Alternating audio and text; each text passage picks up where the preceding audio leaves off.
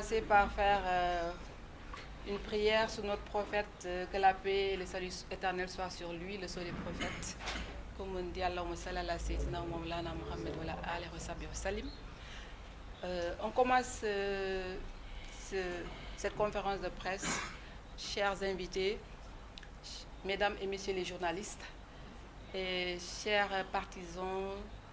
et membres du Rassemblement pour la vérité, And Sideuk. Tout d'abord, par ma voix, M. Cheikh Oumar Diagne, candidat à la candidature présidentielle de 2024, par ma voix, présente ses condoléances aux familles des victimes des naufrages de l'immigration.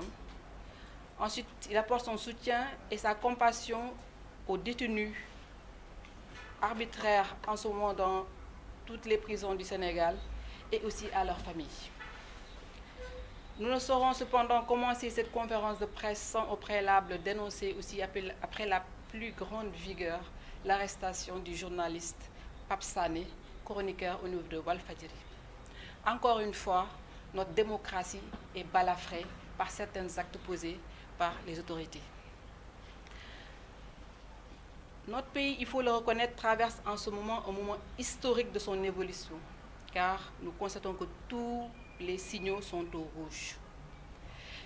Il est évident que notre Sénégal n'est plus ce havre de paix tant envié par nos voisins en termes de droits et de liberté. Des reculs substantiels sont notés à tous les égards et des citoyens sont abusivement séquestrés sur injection. Ils n'ont en général pour juste tort que de s'être opposés ou d'avoir osé dénoncer des pratiques malsaines. Le candidat Cheikh Oumar Diagne a été formellement inculpé par le premier cabinet du tribunal de grande instance hors classe pour des actes présumés de nature à compromettre la sécurité publique ou à causer de graves troubles politiques. Et cela fait aujourd'hui 8 longs mois qu'il se trouve sous mandat de dépôt. Le fond du dossier a été minutieusement examiné pendant 5 mois.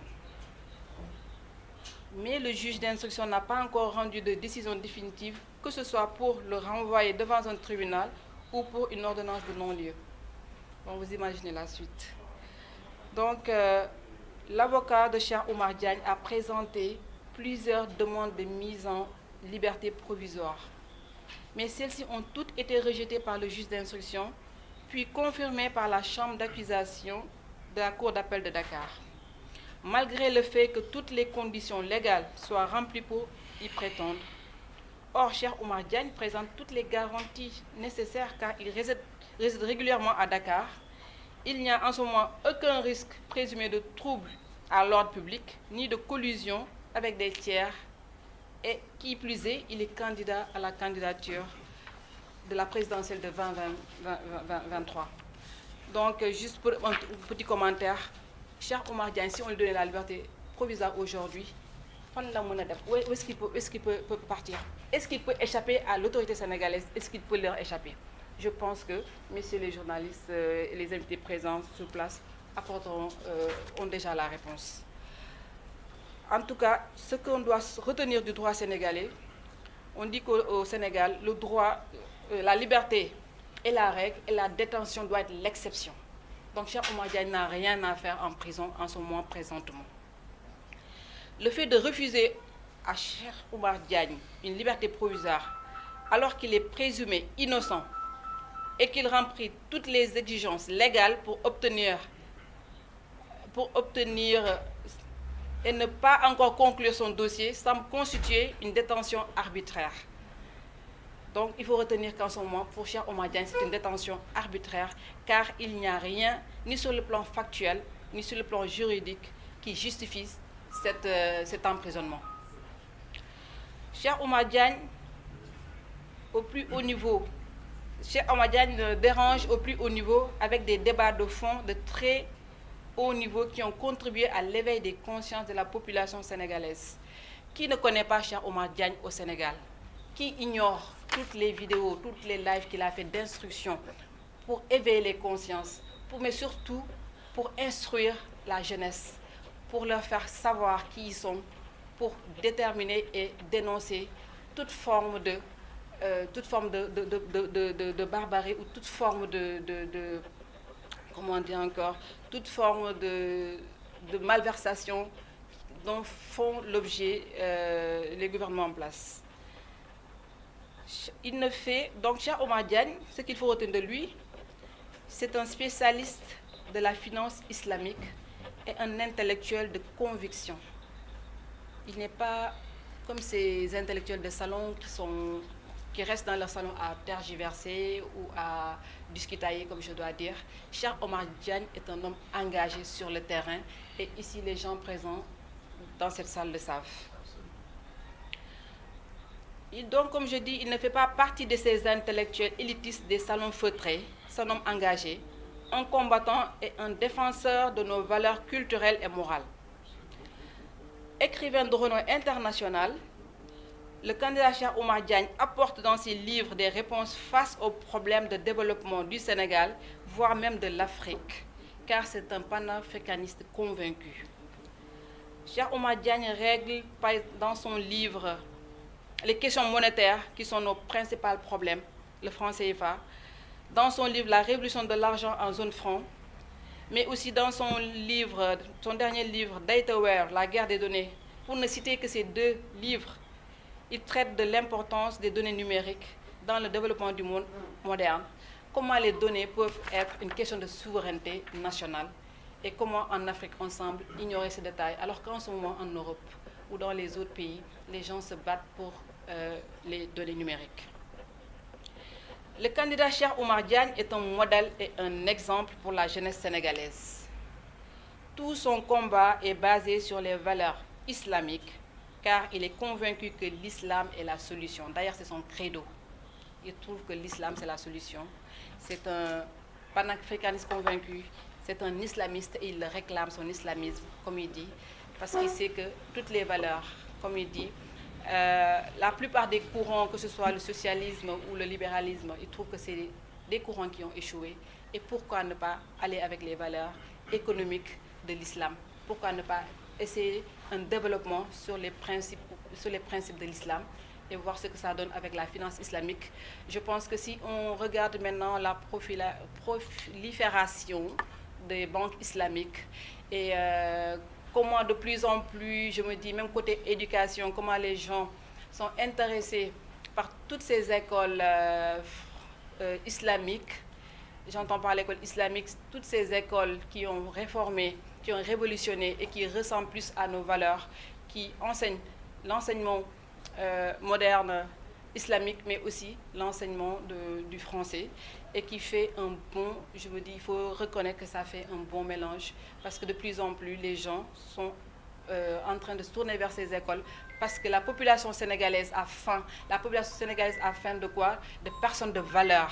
Des personnes de valeur. Et comme je dis, Cheikh Oumar Diagne est un exemple et un modèle pour la génération actuelle et la génération future. Pourquoi? Parce que Cheikh Oumar Diagne, c'est un intellectuel de haut niveau, un doctorant, et en ce moment même, il est en préparation pour un doctorat sur la géostratégie, en plus de son doctorat en économie. Et avec tout ça, c'est pas malgré, en plus de tout cela, Cheikh Oumar Diagne est un érudit islamique. Il maîtrise, il connaît très bien les principes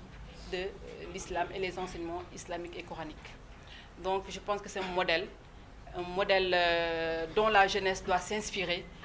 un modèle dont la jeunesse doit s'inspirer pour rester chez nous, essayer de travailler et croire en nous et se dire que parce que Cheikh Oumar Diagne il a commencé par présenter ses condoléances à ces jeunes qui partent, mais il dit qu'il est convaincu que ce n'est pas la solution. Donc il demande aux jeunes de rester sur place, de s'insurer et de se battre pour un Sénégal libre et un Sénégal indépendant. Voilà. Donc, comment, effectivement, j'en viens à la question, comment un tel homme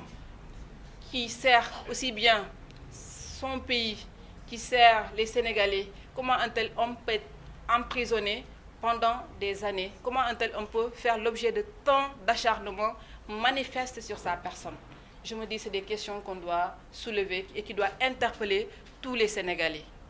Cette question doit interpeller tous les Sénégalais. Cheikh Oumar Diagne a fait l'objet de 3 emprisonnements pour des motifs fallacieux et délétères, il faut oser le dire. En avril 2022, il a été arrêté uniquement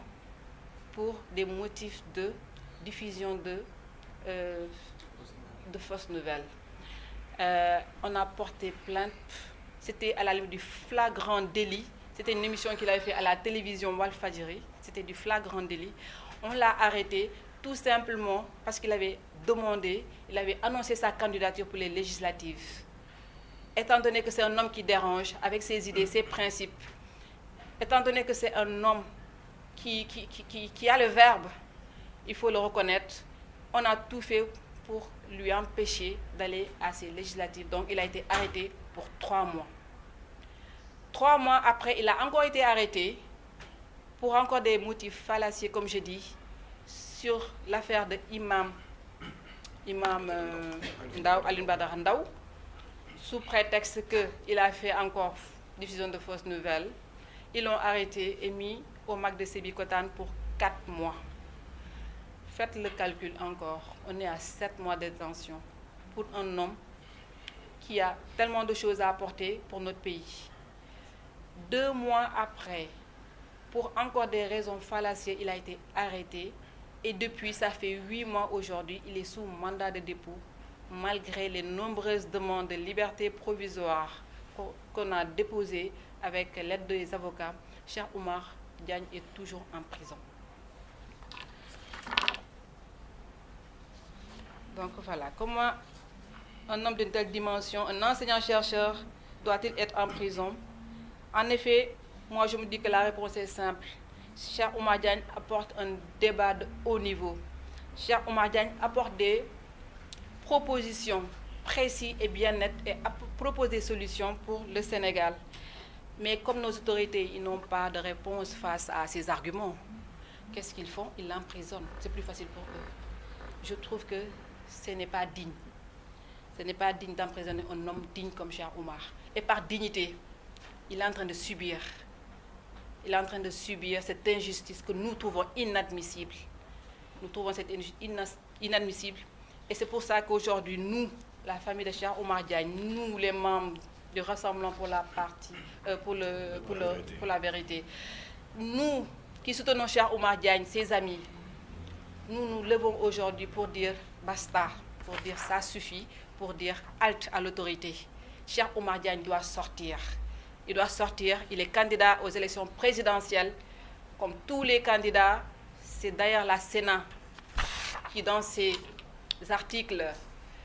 prédispose que tous les candidats ont le droit, et doivent être également, tous les candidats ont le droit et doivent compétir d'une manière égale. Cheikh Oumar Diagne, en ce moment, il ne peut pas le faire. Les parrainages ont démarré, les candidats sont sur le terrain, à commencer par notre gouvernement, notre Premier ministre qui est en ce moment sur le terrain. Nous, qui fait des voyages économiques soi-disant, Cheikh Oumar, en ce moment, lui, il est en prison. Il ne peut pas voir les Sénégalais. Les Sénégalais ne peuvent pas parrainer quelqu'un qu'ils ne voient pas. Donc, on lui porte préjudice pour sa candidature. Il part déjà défavorisé par rapport aux autres candidats. Et c'est pour ça que nous exigeons de l'État sénégalais la libération immédiate et sans condition de Cheikh Oumar Diagne. Parce que Cheikh Oumar Diagne doit être là pour compétir, tout comme les autres candidats. Donc, compte tenu de tout cela, vu que Cheikh Oumar Diagne, ses droits sont bafoués, et si vous comptabilisez, je reviens pas en arrière, il a fait 14 mois à ce jour de détention. Donc ça veut dire que ça fait 1 an, 2 à 3 mois que Cheikh Oumar est en prison. Je pense que c'est inadmissible, encore une fois, je le répète. Et j'interpelle les juristes de ce pays, j'interpelle les juristes de bonne foi pour leur dire que nous, parents de Cheikh Oumar Diagne, nous trouvons inadmissible. Nous ne sommes pas ici pour quémander de quelconque faveur pour la libération de Cheikh Oumar Diagne, mais nous demandons et nous exigeons que le droit soit dit. Et encore une fois, j'interpelle les juristes, que le droit soit dit et que les lois soient appliquées pour la libération immédiate de Cheikh Oumar Diagne. Voilà. Donc, au vu de toutes ces violations de ses droits et cette volonté manifeste de décapiter son engagement et ses ambitions politiques, Cheikh Oumar Diagne a demandé à son avocat de saisir la Cour de la justice de la CEDEAO afin de dénoncer cette détention arbitraire.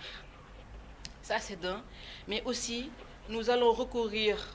au niveau de la Sénat pour qu'il donne injection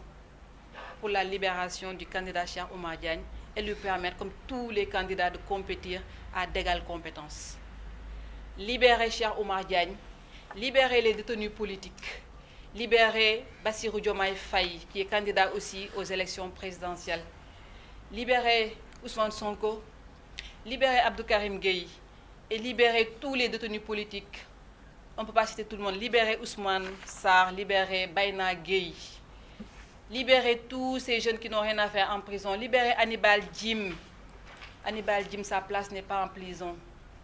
De même que tous les autres. Libérer Falidou Keïta.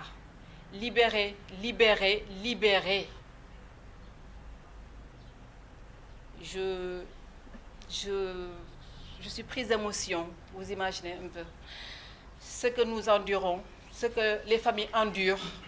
Quand je pense à tous ces jeunes, je pense à Babacar Ndiaye qui a fait son baptême il y a 2 jours, son premier enfant, il est en prison. Lui et d'autres, c'était le cas de Thierno, ça le donne tout de aussi. Sa femme a accouché alors qu'il était en prison. Donc, il faut que le droit se fasse, il faut que le droit soit dit. Il faut qu'on libère les détenus politiques. Je vous remercie.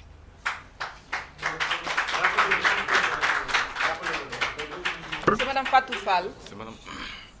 Je suis chargée de la stratégie et du développement au niveau de RV. Merci, excusez-moi, je vais me présenter.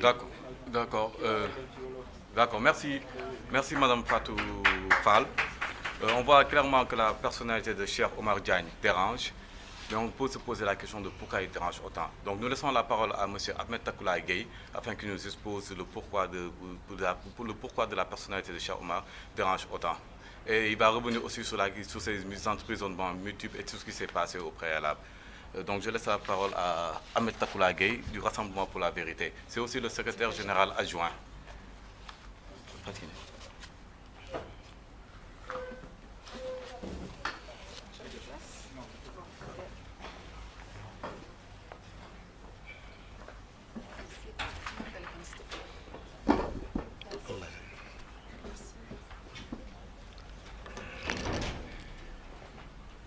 Salaamaaleykum rahmatullah maa ngi nuyu ñëpp et puis di jégalu tamit si retard bi par rapport ak conférence de presse parce qu'on avait dit 10 heures te commencé nañ presque 11 heures moins waaw man la Ahmed Takoula Gueye di membre Rassemblement pour la Vérité ànd si dëgg bu Cheikh Oumar Diagne waaw yaakaar naa ni tamit ñëpp xam nañ lan moo ñu fi indi arrestation Cheikh Oumar Diagne waaye également tamit nañ si profité wala waxaale tamit yeneen arrestation ak yeneen détenus injustice yu ñuy subir man nag damay pour bañ a guddal wax bi parce que temps bi tamit mi ngi commencé xoj damay résumer un peu parce que tamit balaa ñoo wax benn mbir faw nu indi tamit ay firnde yu leer parce que du ñu ñëw rek di sànni ay kàddu noonu ne injustice lay subir on s'acharne sur lui sans pour autant indi ay faits ndaxte mbir yi tamit da ngay indi ay faits def tamit benn rappel waaw te fu may commencé mooy que ni Cheikh Oumar Diagne depuis avril 2022 parce que foofu la acharnement bi commencé foog gars yi tamit tàmbali Cheikh Oumar Diagne avant tamit muy dugg ci politique wala muy annoncé en fait kii am ak activité politique ni moom dafay dugg ci langue politique yi ñëpp xamoon nañ ko déjà parce que da doon def ay live doon def ay chronique ci chaîne Walfadjri et puis doon def ay émission te nit ñi tamit nawoon ko loolu ci xam-xamam nit ñi tamit nawoon ko loolu ci position ak courage bu mu amoon di assumer ay position loolu amoon na déjà de 1 ba commencé woon na sax déranger régime bu fi nekk loolu nit ñi xamoon na waaye kañ la régime bi commencé dëgg-dëgg nag acharné wu ci moom bu mu gisee ni Cheikh Oumar Diagne léegi dugg na léegi carrément ci champ politique bi foofu nag la gisee ni kii nag du nga ko bàyyi nag vraiment mu mën a dérouler te mi ngi commencé ci avril 2022 mi ngi commencé woon sax boo tax bu ñu koy gën a xool sax mi ngi commencé ci juin ci mois de juin la commencé woon en fait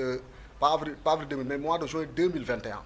rappelez-vous jour bu ñuy voté assemblée nationale loi contre affaire terrorisme je me rappelle à l'époque sax amoon na ñu doon manifester il y avait le député Djibril War moo taxaw assemblée nationale te je ne vois même pas le lien entre loi contre le terrorisme ak Cheikh Omar Diagne mu wane livre Cheikh Omar Diagne bi di wax la République privée du Sénégal mu ne loi bi dina permettre ñu si mel ni comme ay Cheikh Omar Diagne xam dañuy attaquer suñuy institution ñu mën a dal seen kaw ñëpp dañ koy dégg vidéo yi ñu ngi fi également puis même cité woon na tamit Pape Alé Niang par la même occasion ñëpp seetlu na ni ñaar noonu finalement gis nañ fa la nu mujj si prison lu ça veut dire que donc ça a été minutieusement préparé loolu ay firnde la lu koy wane mooy que ne avril 2022 lors d'une émission à Walfadjri c'était boobu mi ngi bokkoon ci kuréel bi ñu wax ànd sàmm jikko yi le député Djibril War moom moo woo Cheikh Omar Diagne en fait moo woo ci émission bi attaqué Cheikh Omar Diagne ñëpp gis ko mu saaga ko il a un jour lu muy wax man du ma si delluwaat ba la preuve sax le journaliste bu doon animé émission dafa ne ko nag kàddu yu rafet mu insister il l'a menacé ñëpp gis ko waaye fan la mujjee moom moo porté plainte ñu jàpp Cheikh Omar Diagne tëj ko moom nu bàyyi ko mu dem xam nga déjà loolu dafa doy waar yow yaa attaqué yow yaa woote yaa saaga yaa menacé yaa porté plainte ñu woo leen dig confrontation moom mu dem ñibbi ñu tëj Cheikh Omar Diagne procureur bi ne na nga ko defeere mbir bi noonu la demee te bu fekkoon sax Cheikh Omar dafa tooñul de ñëpp xam na ni tooñul ndax lu ma dafa leer dafa ne ko ndax bokk nga ci PGA loolu rek la ko laaj question la ko posé waa ji ñëw na ko da ko diffamé te lu si gën a doy waar ña ma bokkaloon kuréel ànd sàmm jikko ñu si bëri mën naa citer seen tur répété nañ lu Cheikh Omar wax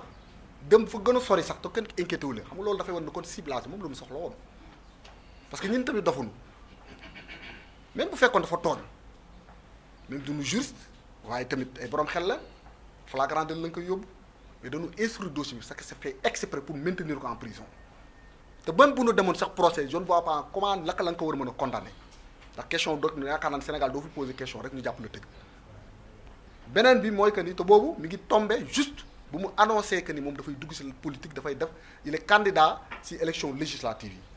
c'est-à-dire que on veut l'empêcher de participer à ces élections ndax son discours dérange déjà avant muy dugg ci politique bi discours am da doon déranger mais waxatuma bu duggee ci politique mu gën a am plus de liberté ak les débats yu muy posé mais kooku du nga ko bàyyi mu dem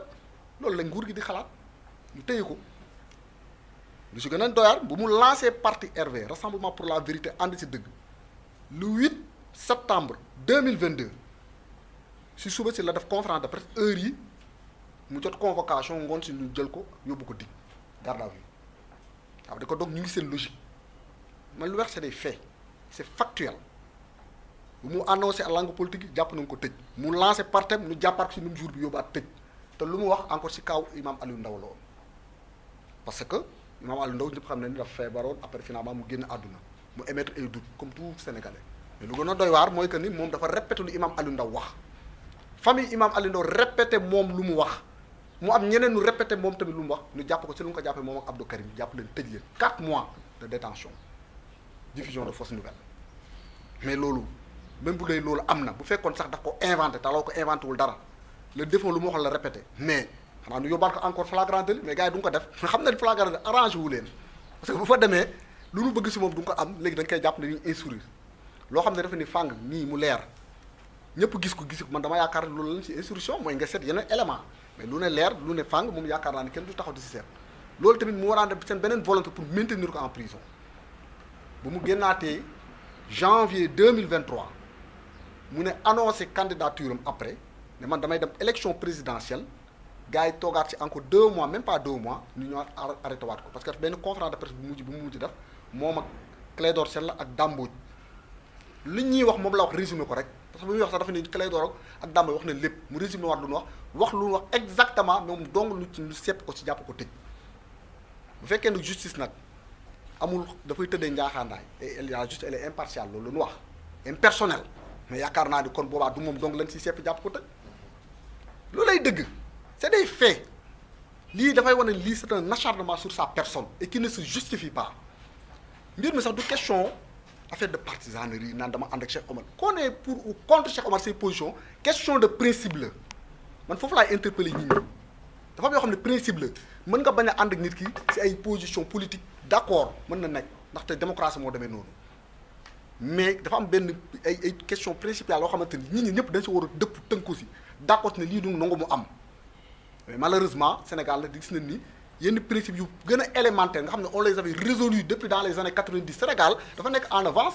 par rapport ak yenn états africains sur des questions de liberté démocratique 74 lu ñu am les 4 courants Senghor malgré que parti unique moo fi amoon mais au moins il a eu l'intelligence d'éma anticiper parce que jamono jooju les régimes uniques ñoo fi nekkoon ay coups d'état fi nekkoon des dictatures mais Senghor au moins amoon na intelligence su anticiper permettre 4 courants au moins il a fait des avancées c'est ça il faut le reconnaître malgré lu ñu ko mënti reprocher 64 il a libéré tous les détenus politiques y compris Mamadou Dia ak ñeneen ñoonu Abdou Diouf lu mu gàtt lu mu bon en 80 bu mu yéegee dafa def multipartisme intégral na jàkka jàng ku mu neex noddal wax jooju sax du question de ku mu neex sax nga présenté waaye sax ku mu neex nga wax sa xalaat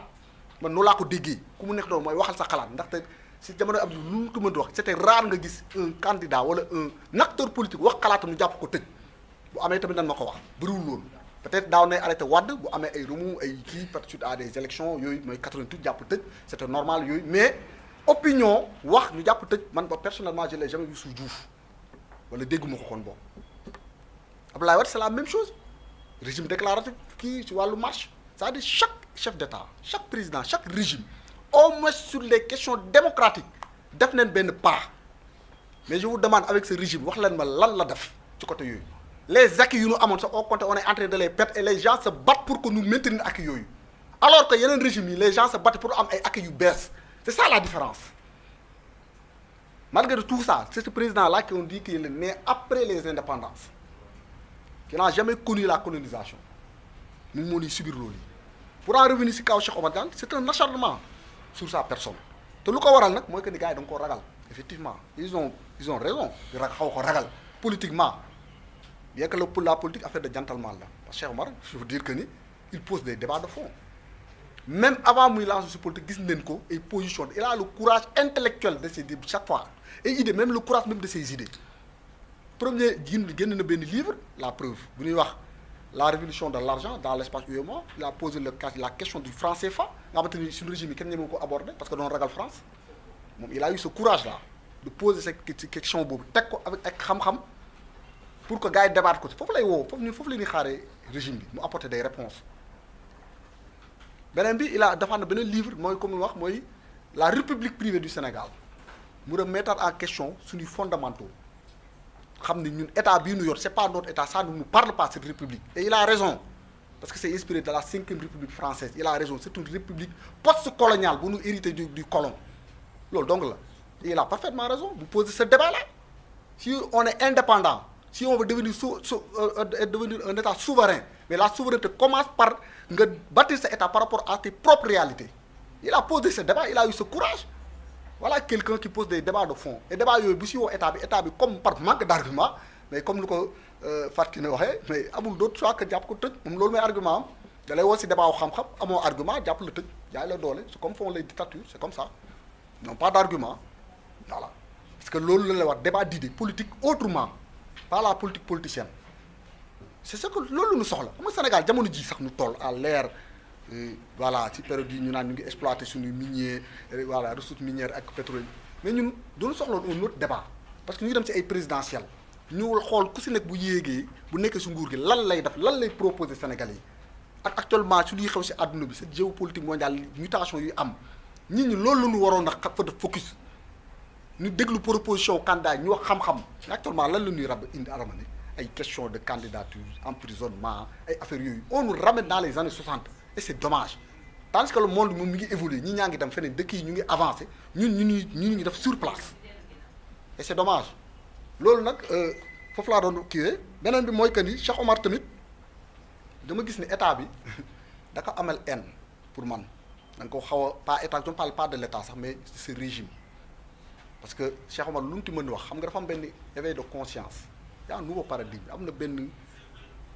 yeewute bu am ci xalaatu ci jeunesse bi parce que nit ñi léegi ni mu doon fonctionner ni mu doon xalaatee dans les années 60 ak 80 90 bokkatul dafa am benn éveil de conscience buy souffler sax en Afrique même je ne parle même pas au Sénégal même en Afrique parce que les jeunes aspirent à plus de souveraineté mais di ñu waxante dëgg Sénégal Cheikh Oumar Diagne du ma ni moom la mais bokk na ci ñu éveiller conscience jeunesse bi te loolu dafay déranger xam nga lu muy doon faral di wax par naan bu dee ci benn kër nit ki nelawu nit ñi lay dundee ba nga xam ne ku nar a yeewu sax da lay ëpp wala mu taal clim bi nga gën a nelawaat bu fekkee dafa am kuy tàtt pour yee nit ñi kooku da nga koy jàpp yeew ko dëgg ko suuf sol bi moom loolu la ko def parce que dafa bëgg yee nit ñi ne nag non duñ fi yeewu loolu luy continuer lii duñu bëgg li système bii di continuer mooy continuer mooy wal mooy continuer ba faw kooku leen di koy def tuuna pour yee leen dindi leen système boobu la lay jàpp tëj Cheikh Oumar Diagne loolu il est en train de subir ça cela mais nag mu ngi koy subir ak dignité parce que nag boo koy man mii di wax chaque semaine dama koy seet prison mais boo koy xool da ngay xam ni nit koo xamante la il est digne mu ngi koy subir ak courage ak ngëm yàlla nag boole si ngëm yàlla boobu sax mooy permettre sax ma rebondir ni moom idéologie mooy islam parce que nag dafa jàpp ni l'islam am na lu mu mën a apporter du ay actes culturels ñoo julli sukk woor ak ay ak nat non am na vision la plus d'équité sociale te moom mu ngi koy sukkandikoo si biir islam mais nañu ko déglu proposition moo gën ñu koy empêcher mu mën a dérouler son programme la preuve si jamono jii ñu ngi si parrainage yi ñu sommes à combien léegi sax je crois que mois de décembre si li ñuy clôturer arrêté kii parrainage bi comment vous trouvez que ni ñëpp war a dem sur la même sur même pied d'égalité ñëpp tous les candidats ñu jàpp ay candidats yu nekk en prison Cheikh Oumar Diagne Sy la waaye tamit Ousmane Sonko waaye tamit Bassirou Diomaye Faye te ñu ngi war a dem uti ay parrainage comment on peut parrainer mu ngi koy poser sax et c'est important quelqu'un ku war a dem ne man dama war a taataan baatu askan bi uti ay parrain ñu jàpp ko tëj ko kaso permettre ko moom mu dérouler campagne de parrainage am parce que au même moment le premier ministre candidat de la mouvance présidentielle utiliser les moyens de l'État di wër naa day inaugurer ba pare utaale ay parrain ana équité bi foofu loolu c'est des questions de principe man c'est-à-dire waxuma ne ànd naag diw wala àndul ak diw ndax démocratie question de principe la dafa war a am ay kàddu yoo xam ne ñëpp dañ si war a tënku d'accord si avant tout bu ñuy am divergence ci wàllu orientation ci wàllu vision loolu leneen la mais dafa am loo xamante ni lii c'est sacré te man foofu laay woo nit ñi tous les acteurs politiques la société civile et même les citoyens ñu interpeller ñëpp même les chefs religieux ndax loolu tamit moom mooy garantir la paix et la stabilité parce que nag Sénégal nag ñu ngi dem si 2024 benn tournoi bu décisif la fii nag foofu laay terminer pour wane ni population bi foofu lay xoolee ndax dafay bëgg continuité am maanaam la woon lu kon ne di am maanaam arrestation arbitraire jàpp ñi tëj ku wax nu tëj mal gouvernance et cetera scandale fii ñi seen xol yi di jeex bu leen neexee immigration clandestine yooyu yëpp loolu c'est le choix du peuple population moom moo koy bëgg wala soit dafa bëgg loolu dakk mu def changement te loolu nag ci 2024 bii la war a xew loolu la population bi loolu wax jooju ñoom ñoo ko moom parce que peuple nag kenn du ko libérer mooy libérer boppam waaw oui ñun lu ma la bëgg dimbali nit ki yow yaay dimbali sa bopp ñu après ndimbal la fekk loolu naan ndimbal na la fekk loxoy borom yàlla nag du dimbali benn peuple tant que peuple buggul moom ci boppam moom libéré wu wax dëgg fa yàlla am na fulla googu te loolu nag population moom moo ko war a tànn xam dëggantaan ndax dafa bëgg lii continuer arrestation parce que sinon bés bu ñu fi erreur bu ñu fi tegaate sa même régime lii moo fi amaat c'est des conférences de presse toogaat fii siège am na si wootewaat yi c'est pas normal gars yi génn marche dóor lacrymogène jàpp ñi tëj ñi indi ñu loolu moo fi kon di dab de waaw loolu moom bu fekkee ne bëgg nañ ko am nañu continuer si lii ñu votal régime bu fi nekk bu fekkee dañoo bëgg mu dakk nag ñu am fulla gu mat sëkk na waaw loolu nag laa doon di profité si wax boobu sax di jaale ji en fait la famille des disparus ci immigration clandestine loolu nag moom échec la mauvaise politique de l'emploi la loolu da nga koy gis parce que bu fekkoon dëggantaan y avait une bonne politique de l'emploi booy xale yu jeunes yi ñu jël gaal gi te leneen li tamit dafay wane tamit les licences de pêche yu ñuy jël di ko jox xam nga booy peser ay milliards yu ngay jot da ngay xool ban impact lay am ci population bi ci société bi parce que yow tu encaisses des milliards mais en contrepartie da ngay créer chômage da ngay créer immigration da ngay créer pauvreté mais mieux woo kon nga bañ a signer licence yooyu permettre mu à population nga xam qui vivent de la pêche ñu mën a am kii de subsistance mën a dund mais loolu boo ko def le pour et le contre mais loolu y a même pas photo et je me pose la question de savoir que ñii est-ce que ce sont des patriotes c'est nos dirigeants qui signent à les licences parce que lii ce n'est qu'une conséquence ah terre yu ñuy bradé ak licence de pêche yi et cetera yooyu yëpp conséquence la rek mais il faut xool lan mooy cause bi te cause yi nag bu nga koy xool ñu si mel ñoom Cheikh Oumar Diagne il pose des solutions par rapport ak loolu luy di am te ñoonu la ñu bañ nag ñu wax ci dëkk bi bañ ñu yee jeunesse bi tant que nag loolu nag ñu ngi ko fiy bàyyi mi dem y aura toujours et indignation à la plus finir taxaw fii di kaas taxaw fii di kii loolu yëpp loolu moo fi jot am di terminer sama propos yi tamit beneen bi dama ko fàttewoon sax te waruma ko ndam mooy que ni di apporter ñun waa Rassemblement pour la vérité suñu soutien d'abord à Pape Sané journaliste chroniqueur Walfadjri nga xam ne du nga ko arrêté vraiment moom benn poste bu mu def di rendre hommage en général ñu arrêté ko donc ñu ngi apporter loolu suñu soutien tamit di wax ni loolu tamit acharnement la sur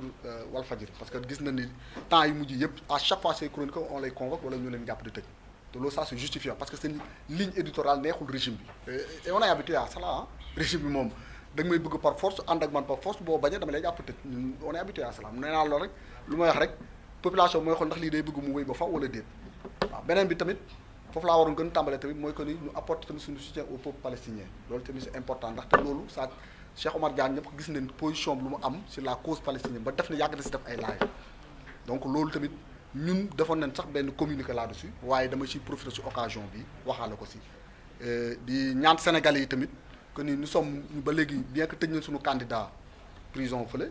waaye ba léegi ñu ngi ci parrainage yi te suñu liste bi c'est le numéro 206 di ñaan nag nit ñi tamit ñu jàppale Cheikh Omar Diagne pour que mu mën a bokk ci biir élection yi comme ça ñu parrainer liste am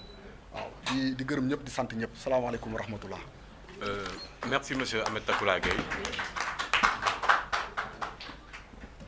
Merci monsieur Ahmed Takoula Gueye. À travers cet exposé, on voit clairement que Cheikh Omar Diagne dérange. Il dérange par ses débats d'idées, mais aussi il dérange par ses ambitions politiques. Et dans ce dossier, il n'a pas été arrêté seul. Lorsqu'on l'a arrêté, on l'a arrêté avec Abdou Karim Gueye de Nitu Dëgg. Et ensuite, on a vu comment l'État s'est pris pour démanteler Nitu Dëgg et mettre en prison ses différents membres, tels que Beyna, tels que Ousmane Sarr. Donc, je vais laisser la parole à monsieur El Hadj Thiam de Nitu Dëgg, qui va revenir sur ça.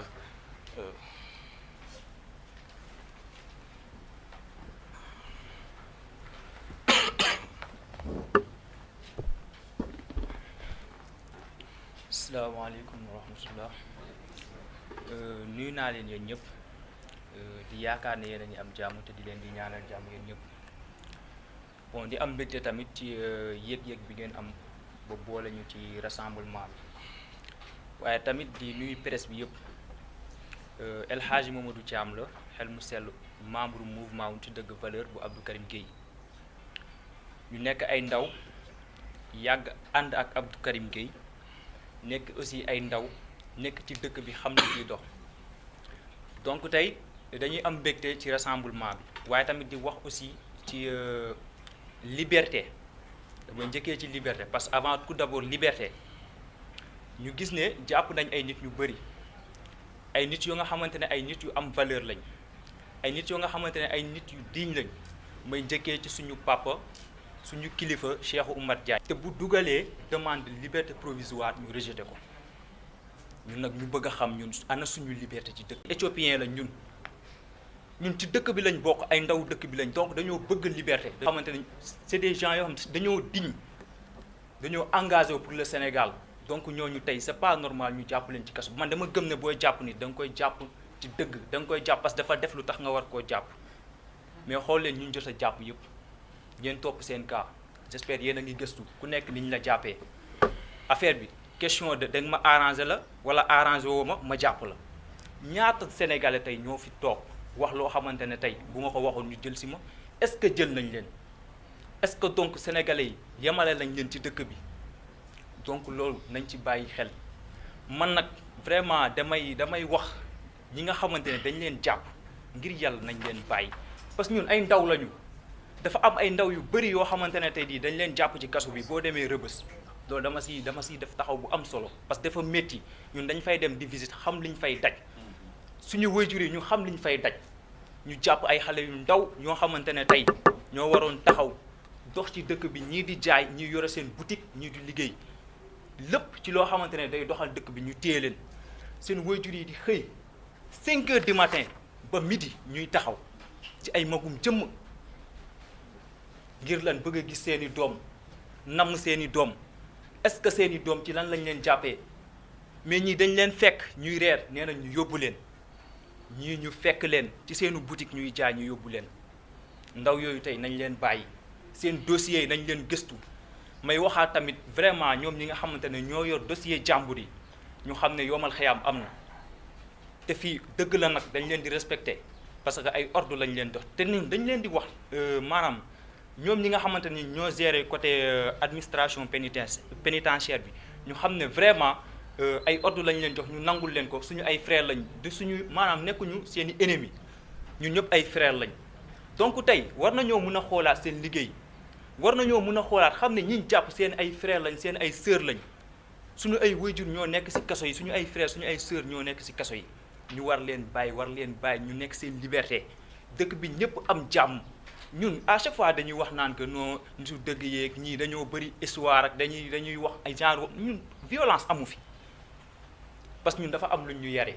ñun Abdou Karim Gueye dafa nekk mag nit ku dëgg ku engagé pour Sénégal yaakaar naa dootul ku ñuy présenté ci réew mi yàgg naa jóg di xeex ngir Sénégal am liberté donc nit ñu am valeur yi nga xamante ne dañ leen téye ñu bëgg ñu bàyyi leen dañu am ay njaboot ñu bàyyi seen ginnaaw Cheikh Oumar Diagne nañ ko bàyyi ñun yeewu nañ ba pare dara mënatul dugg suñu bopp yi lu dul dëgg ak Sénégal jëm ci kaw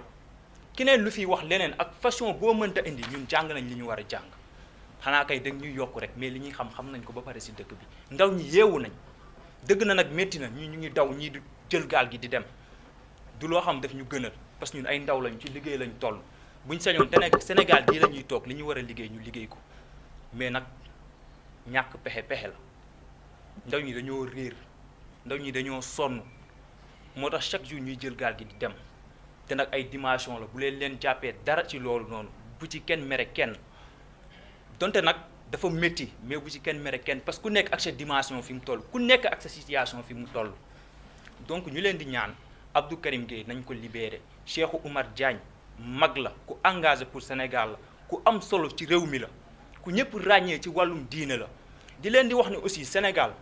buñ bëggee avancement am Sénégal jàmm am Sénégal liberté am Sénégal nañuy gëstu suñu diine nañu delluwaat ci suñu diine parce que tey bëri na loo xamante ne tey buñ ko tegoon ci diine wallahi alazim fi mu àgg du fa àgg donc nañuy attewoo ñun suñuy diine dëgg la nag ñoom liñ ci woote maanaam yoon dañ ko war a teg ci yoon kenn bañu ko mais tey bu kii waxee lii nga bàyyi ko fi kii wax lii nga jàpp ko loolu du yoon te ñun duñu ay tapet ñun ay sénégalais lañu ci réew mi lañ juddoo fii lañ màggee xaw nañ ñu fi xew yëpp amaana ñoom ñoo comprendreul te li leen di wax ne aussi parrainage yi nañ ci bàyyi xel bu baax a baax xàmmee leen ñi ngeen war a parrainer ak ñi ngeen warut a parrainer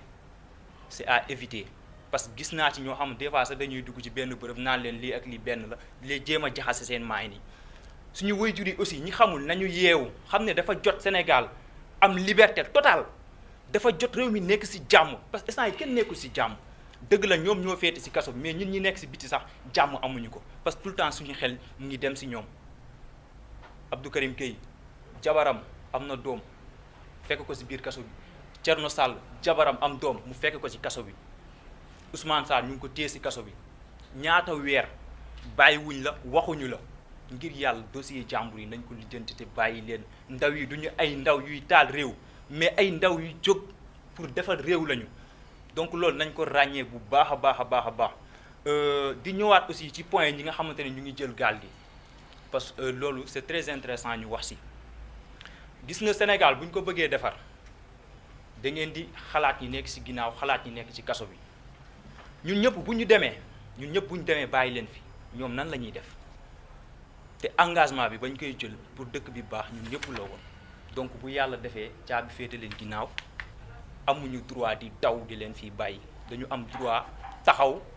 taxawu leen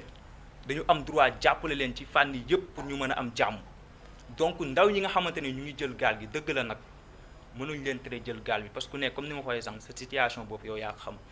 mais aussi fàttaliku leen seen frères yi nekk ci kaso bi seen sœurs yi nga xamante ne ñu ngi ci kaso bi vraiment yaakaar ci yéen te Sénégal tey population bi rek moo ko mën a libérer xaaruñ ko ci kenn ku dul ci ñun rek ñoo mën a libérer Sénégal donc vraiment ñu ngi leen di ñaan ngeen gën a góorgóorluwaat Sénégalais yeeg ndaw ñi am taxawaay bu dëggu te man dama gëm ne Sénégal dafa war a changer ci 2024 bi ñu jëm bu ñu rawee rek lu bëri raw nañu 2024 bi bu ñu rawee lu bëri raw nañu parce que dafa am loo xamante ne ça fait des années ñu ngi ciy taxaw di ci liggéey ñun ñoo gën a tuuti si ñu ciy liggéey ay mag yu am fulla ay mag yu am dignité ñu ngi nii toog vraiment ay nit yu baax donc ndaw ni nañu jóg takku ngir liggéey ngir dëkk bi vraiment am taxawaay bu dëgër daal ngir dëkk bi mën a stable ñëpp nekk si jàmm yàlla na yàlla defal leen jàmm yàlla suturaal ñu def jàmm si réew mi incha allah asalaamaaleykum wa rahmatullah.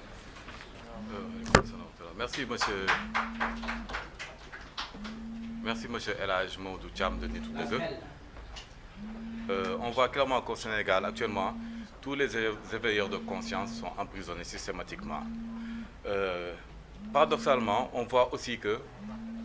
c'est la première fois pour moi que je vois dans un pays 3 candidats aux élections présidentielles emprisonnés. 3 candidats déclarés aux élections présidentielles emprisonnés. Et le plus bizarre dans tout cela, c'est que ces 3 candidats se trouvent dans la même prison, à savoir la prison du Cap-Manuel.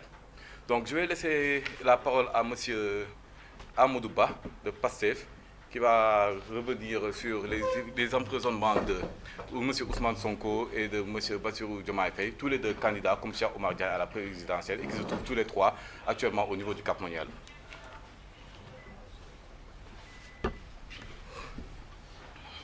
Bonjour à tous. Tout d'abord, permettez-moi de présenter nos condoléances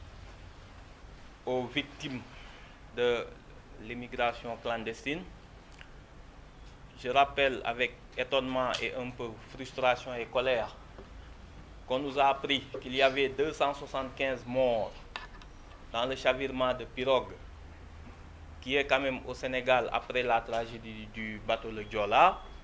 l'une des pires catastrophes maritimes de ce pays. Et on s'étonne que le gouvernement n'ait même pas daigné décréter une journée de deuil national, ou à tout le moins une minute de silence lors des cérémonies officielles. Il n'y a pas eu de drapeau en berne, et on se souvient, même si c'était légitime, que lorsque le petit Aylan, qui avait choqué le monde entier, avait péri dans une plage victime de l'immigration, on avait vu nos autorités s'émouvoir, à la limite presque en larmes, contre ce drame qui en était. Mais avec une indifférence généralisée, joue la politique de l'autruche devant ce drame terrible qui affecte des familles, qui affecte des terroirs entiers. Après cela, nous sommes aujourd'hui ici, moi en tout cas Amadou Ba, en tant que membre de PASTEF, pour apporter notre soutien et notre solidarité d'abord à tous les détenus de ce pays, qui commencent quand même à constituer une bonne partie des prisonniers dans le système carcéral.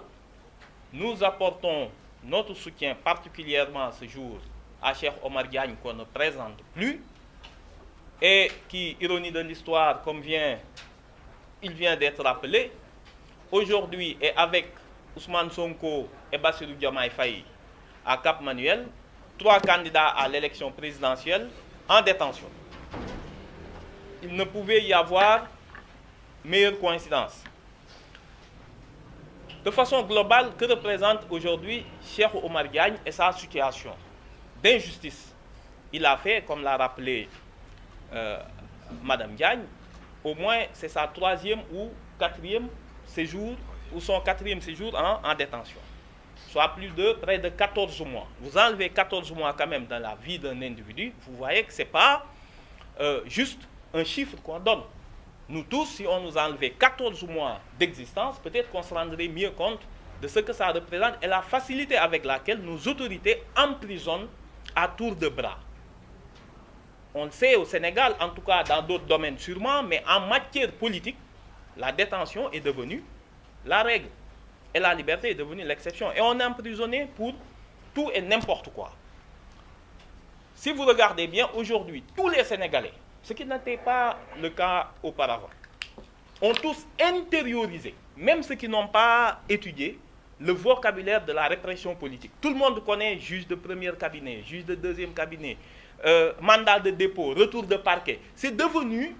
une normalité dans le vocabulaire quotidien de tous les Sénégalais. Ce n'est pas croissance économique, chômage en baisse, recherche de travail. Non, non, non. Ce n'est pas ce vocabulaire de développement, d'amélioration de nos conditions de vie que les Sénégalais ont intériorisé, mais seulement le vocabulaire de la répression politique. Donc, je pense qu'on est arrivé quand même à un moment où tous les observateurs, au-delà même, à l'étranger, le Sénégal, désormais, n'est mis à l'honneur ou ne devient un sujet de préoccupation de la communauté internationale que parce qu'il y a un drame lié à l'immigration clandestine ou la répression politique. Il n'y a pas d'autre domaine où nous sommes cités. Et c'est devenu quand même une tâche. Les incriminations pour lesquelles Cheikh Omar Diagne et d'autres sont poursuivis, on dirait que le Sénégal les découvre aujourd'hui, qu'ils sont introduits dans le code de procédure pénale et dans le code pénal, que sous Macky Sall. Pourtant, c'est des incriminations qui existaient bien avant. Mais il y a toujours eu de la retenue, que ce soit sous Abdou Diouf et sous Abdoulaye Wade, de ne pas faire du code pénal et du code de procédure pénale des instruments de répression et des instruments politiques. Voilà la seule différence. Voilà la seule différence. Et on est étonné de la manière et de la facilité avec laquelle l'autorité judiciaire, et ça interpelle particulièrement tous les acteurs politiques. Il faut que l'autorité judiciaire comprenne qu'on ne peut pas, avec une faculté et une aisance indescriptible, envoyer les gens en détention. Il y a eu des événements beaucoup plus graves récemment en France. On se souvient tous de ce qui s'est passé avec l'histoire de ce jeune qui a été mortellement tué par la police. Il y a eu des émeutes d'une violence inouïe. Les gens se sont attaqués à des gendarmeries, à des commissariats, ont brûlé des mairies. Qu'avait dit l'Union de la magistrature française? Qu'en aucune façon, ils l'ont interpellé directement le ministre de l'Intérieur. Ils lui ont dit en aucune façon n'espérer de collaboration de l'autorité des magistrats pour s'immiscer dans ce conflit social. Qu'en aucune façon. Cela veut dire quoi? Si vous ne nous amenez pas des dossiers d'incrimination clairs, mais si vous faites des arrestations de masse, plus pour calmer la situation, que pour... si vous ne nous amenez pas de dossiers solides, en aucune façon nous n'allons participer à votre mascarade. Et c'est cette décision-là qu'on attendait de l'autorité judiciaire au Sénégal. Mais cela nous rappelle et nous renseigne sur quoi? Que les acteurs politiques et les acteurs de la justice doivent en être conscients. Doivent en être conscients plutôt que actuellement, dans tous les programmes politiques, je pense que les magistrats en sont conscients et tous les acteurs de la justice, qu'on va aller vers une élection présidentielle. Et que n'importe comment, la justice, l'image de la justice est tellement abîmée, non pas dans ses fonctions ordinaires, où tout le monde reconnaît que quand on va quand même dans une justice sénégalaise, pour une affaire civile, commerciale, etc., forcément, on n'est pas désavantagé. On trouvera toujours de la partialité chez les magistrats. On parle du volet politique, qui malheureusement, même s'il n'est pas l'essentiel de la fonction judiciaire, aujourd'hui est peut-être l'aspect qui est le plus médiatisé. Qu'est-ce qu'on constate? Que l'image de la justice politique est galvaudée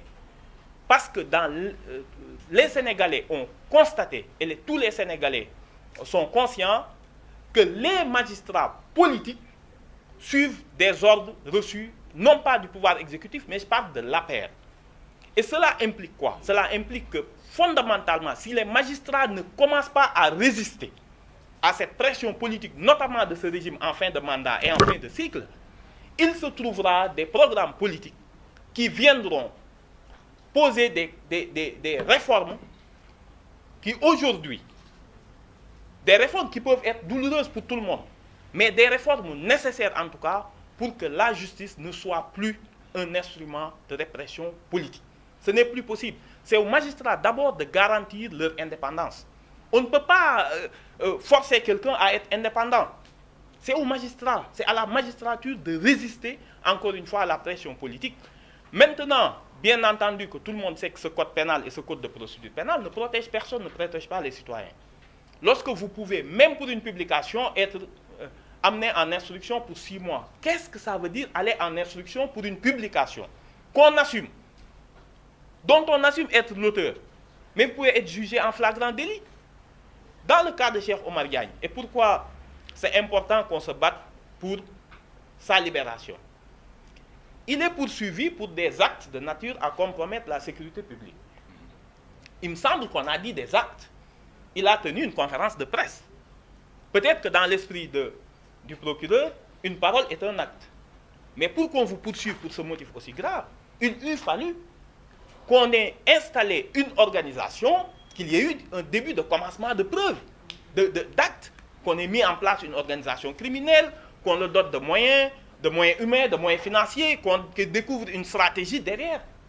L'État a tellement peur de la démocratie que n'importe quelle voix discordante est assimilée, ou à l'appel à l'insurrection, qu'on n'entendait jamais avant Macky Sall. Personne ne connaissait ce que signifiait l'appel à l'insurrection. Et même la justice réservait l'appel à l'insurrection uniquement aux membres du MFDC lorsqu'ils sont jugés.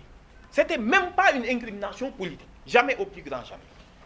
Atteinte à la sûreté de l'État. Comme si, avec un simple discours, n'importe quel citoyen vous êtes assimilé à la diffusion de fausses nouvelles, atteinte à l'image du président de la République, pour un statut WhatsApp, pour un partage d'un poste, pour un partage d'un document, etc., etc. Le seul qui échappe, et on le remarque, de la répression de Macky Sall, c'est ceux qui ont la bonne couleur de peau. Quelqu'un comme Juan Branco aurait dit ce que 10 000 fois plus grave que ce que Cheikh Omar Diagne a dit, serait aujourd'hui en liberté. Malheureusement, Cheikh Omar Diagne, comme nous autres, nous n'avons pas la bonne couleur de peau dans notre propre pays. Et c'est pour ça que l'ex-président Macky Sall est nouvel employé, qui a accepté quand même cette incongruité de devenir président avec son mandat en cours et accepter une fonction. C'est démentiel ce qui se passe. Donc c'est lui aujourd'hui, l'ex-président Macky Sall, le nouvel envoyé médiatique de Macron. C'est même pas de la France, c'est de Macron, qui certainement veulent lui donner ce qu'on appelle trivialement un Marocain pour avoir renoncé à sa troisième candidature. Donc c'est celui-là qui a imprimé dans l'espace politique aujourd'hui une judiciarisation de l'espace politique, avec une répression qui n'a plus de sens. On ne peut pas condamner 8 mois quelqu'un en détention pour après un point de presse. Donc aujourd'hui, pour ne pas être long, les Sénégalais doivent comprendre que ce qui se passe, c'est à eux aussi de briser les chaînes. Il n'y a pas de fatalité. Il n'y a pas de fatalité. On ne peut pas laisser un individu qui est en fin de règne décider aussi de l'avenir du pays. Et décider de l'avenir du pays, c'est quoi? C'est installer un président dont la légitimité n'est même pas reconnue dans son propre camp. Il y a un sursaut national à avoir.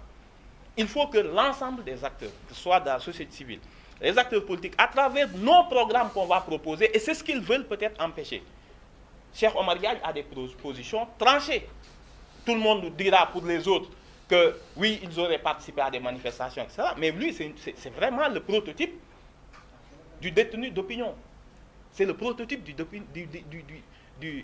détenu d'opinion. Et cela ne devrait plus avoir cours au Sénégal. Il est candidat à l'élection présidentielle. Nous demandons à l'autorité judiciaire qui a les moyens,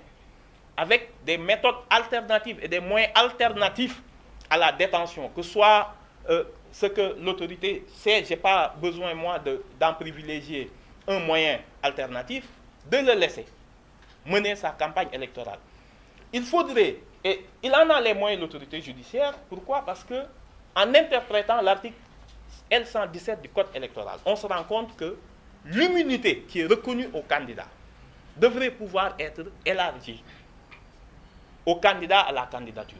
Je pense que ce serait une protection pour empêcher que le gouvernement utilise encore une fois la justice pour empêcher des candidats de se présenter. Si l'immunité qui est reconnue aux candidats durant l'élection, durant la campagne électorale, le L117, ça devrait être élargi à ceux qui font aussi acte de candidature. Il est temps qu'on sorte de cette logique. On ne peut plus entretenir dans l'espace politique ce rapport de force qui empêche aux citoyens, pour cette élection présidentielle qui est historique, parce que le président sortant ne figure pas parmi les candidats. On a pour la première fois de l'histoire du Sénégal la possibilité de choisir à partir de programmes et non pas de voter contre. On ne fait pas un référendum personnel entre des candidats, mais on peut choisir sur la base d'un programme. Mais pour cela, il faut de l'inclusion on ne peut pas, ce qu'ils font aujourd'hui, que ce soit pour le PASTEF, que ce soit pour Cheikh Omar Diagne, que ce soit pour Bassirou Diomaye Faye, en tout cas ce qui représente un courant important de l'opinion, comme on l'a connu en 2019, et c'est ce qu'a reconnu l'Union interparlementaire récemment en apportant son soutien à Ousmane Sonko, qu'il commence à y avoir au Sénégal une tradition d'élimination judiciaire des candidats à l'élection présidentielle, et souvent ce sont quand même parmi les plus en vue. Donc si l'Union interparlementaire, qui regroupe 179 pays, peut reconnaître cet état de fait, ça veut dire qu'il nous faut quand même, Macky Sall ne peut pas finir son mandat de 12 ans à la tête de l'État avec ce legs de conflictualité politique. Il nous faut sortir de cette logique, autrement on ratera le grand rendez-vous de l'élection présidentielle de 2024 qui doit propulser le Sénégal dans une autre ère. Parce que pour la première fois, on choisit sur la base de programme. Et j'en finirai là. Pourquoi c'est important qu'on retrouve la sérénité et la stabilité? Tous les États de la sous-région, vous prenez tous les États de la sous-région, notamment nos plus proches voisins, vous vous rendez compte qu'ils sont tous dirigés plus ou moins par des régimes militaires, par des régimes autoritaires, quelle que soit la qualification qu'on veut leur donner, selon qu'on est dans un camp ou dans un autre. Mais la vérité, c'est que ce qu'ils vivent actuellement, c'est le résultat de processus électoraux défectueux les 10 dernières années. Vous remontez les 5-10 dernières années, vous vous rendez compte que d'une seule chose. Ces troubles d'aujourd'hui ont leur racine, ont leur fondement dans des processus électoraux défectueux, et souvent la justice, malheureusement, n'a pas su déjouer ou résister aux pressions du gouvernement pour une élection démocratique. Donc, j'appelle, moi, les citoyens, en tant que membre de PASTEF, à parrainer Cheikh Omar Diagne. Il ne faut pas hésiter à l'aider à avoir ses parrainages, parce qu'il est inadmissible que des candidats soient en détention. Pour le cas de PASTEF, bien entendu, on attend vendredi et on décidera en fonction de ce qui sera décidé par les juridictions. Mais de toute façon, pour l'ensemble des candidats qui portent des projets alternatifs, des projets en rupture avec ce que ce gouvernement-là promeut, nous demandons la libération immédiate de Cheikh Omar Diagne, la libération immédiate de Bassirou Diomaye Faye, la libération immédiate de Ousmane Sonko, pour qu'on les laisse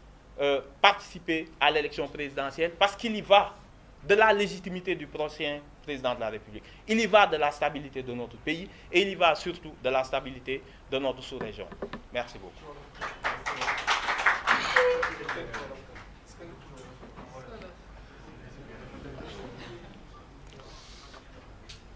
asalaamaaleykum mbokk yi, ñu ngi leen di sant di leen gërëm. Man la seen mbokk, seen frère Amadou Ba bu Pastef, doon ñëw fii rek tey di njëkkee di jaal au nom de Pastef, au nom ñi nga xamante ni ñu ngi ñàkk seen bakkan ci immigration, ci jëloon gaal gi pour uti ab dund boo xam ne moo gën li ñu bàyyi fii. Di wax ni rek depuis tragédie Joola lii ñu mujjee dégg ni ñàkk nañ ko ci bakkan ci gaal gu suux ba am 275 morts, nekk na loo xamante ni bu doon yeneen dëkk yi la, waa dëkk boobu dinañ taxaw arrêté lépp li ñuy def, arrêté lépp lu ñuy def, xool ndax 275 morts boo ko amee mën na mel ni dañ laa annoncé ni ñetti nit ñoo faatu, wala bakkan amatul valeur ci Sénégal. ñu gis ni 275 morts am na, dëkk bi taxawuñu am seetlu, defuñu minute de silence, defuñu jour de deuil national, wàccewuñu suñuy drapeau. Comme que ñun yëgaluñ ko suñu bopp, ñun suñu askan waa Sénégal, àddina bi tamit toog seetaan ñu. waaye pourtant ñëpp gis nañ ni gaal yi ay jigéen ñoo ci nekk, ay bébé, ay góor, ay xale, ay jigéen, ñëpp ci nekk. te benn xale bu ñuy wax ay laan ndeysaan bi fi ñàkkoon bakkanam ci plage bi ba ñëpp gis ko, ba mu fi gaañoo àddina bi yëpp a choqué woon. benn nit la, mais xëy na yaramam couleur de peau moo lay dimbale, wala nga bañ a bokk ci africain. ginnaaw ñun ñoo ñàkkal fayda loolu, àddina bi duñu ñëw mukk di ñu ko fulaal. te ku ñàkk 275 morts, je pense que au-delà de querelle politique maanaam jàmmarloo politique ak yi ñu mënoon am mënoon nañoo taxaw organiser leen ne serait-ce qu'une journée de prière taxawu aussi seeni famille yi xam ni ku ñàkk loolu léeg-léeg nga gis famille boo xam ni ñëpp lañ ñàkkandoo ay tragédie la yoo xam ni réew mu normal président waroon na Amadou Ba waroon na arrêté tournée économique am président fu ñu ko mënoon a yabal mu dellu si daal di xam ni lii lu garaaw a garaaw la ñu taxaw si seetlu buñ paree aussi di massawu détenu politique yi amuñu loolu ci seeni kaso mu nekk aussi lu bees loo xam ni sénégalais xamuñu ko woon ñu gis ni depuis Macky Sall ñëw ci réew mi ci la sénégalais yëpp corps de métier yëpp ak niveau boo mën a toll ngay bay ngay sàmm ngay napp ngay nekk marchand ambulant nga nekk université nga musoo def droit tey ñëpp xam nañ lan mooy retour de parquet ñëpp xam nañ lan mooy mandat de dépôt juge premier cabinet juge deuxième cabinet loolu rek la sénégalais yi intériorisé parce que foofu la réew mi toll te mu nekk loo xam ni jaaduwul mu nekk loo xam ni ñaaw na ndax moom tey li muy toppee nit ñi yëpp di leen ci sonal mu ngi woon ci code pénal ak code de procédure pénale mais Abdou Diouf utilisé wu ko woon contre ses opposants Ablaye Wade utilisé wu ko woon ses opposants tey jii nii muy doxale bu ko Ablaye Wade xëy na doxale woon ak moom waxatuñ ko donc ñu te ki nga xam ne moom moo gën a mën a symboliser répression bi am tey mooy xëy na Cheikh Omar Diagne ndax Cheikh Omar Diagne moom musoo koo jàpp ci dara nee nga toujours ay kàddoom nga koy toppee te loolu moom mooy délit d'opinion ci kàddoom rek nga ko toppee mënoo ni dara loo xamante ni def na ko te bi mooy nag ñetteelu yoon yoo xam ne mu ngi koy def kaso boo ko dindee ci dundam ci ñaari at yi mujj ça fait fukki weer ak ñeent yoo xam ne mu ngi ko tëdd kaso fukki weer ak ñeent te koo xam ne il ne représente ni une menace pour sécurité réew mi représenté wul menace ci deniers publics représenté wul aucune menace aujourd'hui te liñ koy toppee mënoon nañ ko koo àtte bu yàgg moo gën ñu bàyyi ko ci kaso bi depuis juróom-ñetti weer mu nekk candidat tey yàlla def mu bokk ak Ousmane Sonko candidat Bassirou Diomaye Faye candidat ñoom ñëpp ñu yóbbu leen ci Cap Manuel mu nekk déjà ñetti candidat à l'élection présidentielle yu nekk tey ci kaso bi situation yi yëpp mu nekk loo xam ne musul am fii ay détenus yu nekk candidat yu nekk ci kaso mu ngi soog a am su Macky Sall donc ñun day permettre ku nekk xam ni dellu nañ ginnaaw te dëkk yi ñu wër France ak boo demee États-Unis Capitole ba la gars yi doon jël foofu yëpp amoon na ay problèmes yu gën a graaw yi am Sénégal mais xalaatoo gis ñu jàpp autant de détenus politiques donc dellu ginnaaw bii ñu dellu ginnaaw dañoo bëgg président Macky Sall ak justice bi xam ni de toute façon Sénégal day soppeeku régime bi moom jeex na nit ñi boo gisee ñu calme ñu naan sénégalais léegi dañoo calme Macky Sall dalee na nootu leen de ragaluñ dañoo xam ne élection ya ñetti weer a ci des te réew mi jarta yàq ku nekk dee nga sa carte nga yaakaar xam nga ni ñii moom waxuma la balayer mais avant 10 heures dootuñu leen dégg comme qu'ils vont partir de l'histoire dañ ni jarul ñu ciy taqalub réew jarul sax ñuy taqal réew mi waaw nañ leen bàyyi parce que téye nañ suñuy carte mais ça veut pas dire que abus bii ñuy def mën na continuer bu ñu leen bàyyee aussi dañuy jàpp ni sañ nañ lu ne te les acteurs de la justice ñoom ñoo war a comprendre ni bi ñu leen defee pouvoir bi ñu leen ne pouvoir ngeen seen indépendance nag ñoom ñoo ko mën a jëlal seen bopp te il est temps ku nekk ci ñoom nga toog nga xool xam ni réew mi ñun ñëpp a ko bokk ce n'est pas en créant tension yoo xam ni maanaam jàppale nguur gi ci lii mu bëgg ci politique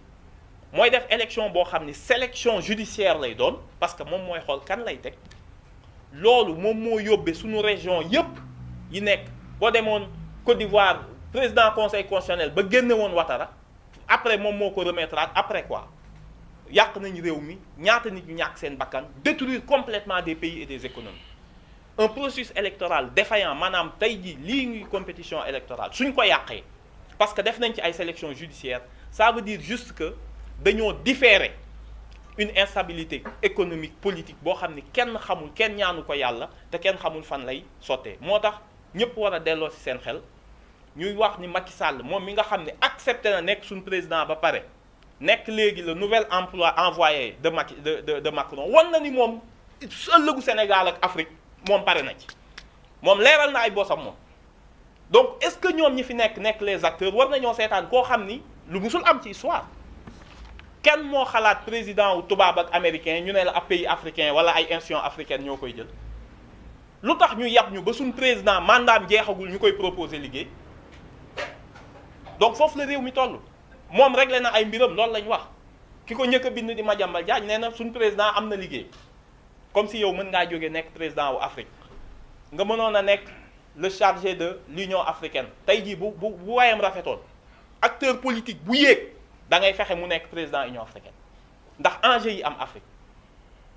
def ko ki nga xam ne moom moo ñuy négocier énergie les projets structurants yi nga xam ne Afrique da ko war a am ñu ne Macky Sall mais gis nga toujours way wu ñaaw sa yow xalaatoo sax sa waa dëkk utiliser la moom xaarul sax ba prochain président bi utal ko liggéey ni ko soxla nañ la dafa dem nangu la ko Macron jox donc moom xam na ni wéy na léegi ñi fi des di les autorités judiciaires ñoo war a comprendre ni l'avenir du Sénégal et la stabilité bu ñu la ko dénkee da nga war a xool charge bi nan la ba ëllëg bu ñuy bind taarixu dëkk bi sa tur duñ ci am way wu ñaaw appliquer leen yoon te yoon bu ñu ko appliquer Cheikh Omar Diagne du yendu ci kaso bi Ousmane Sonko du fa yendu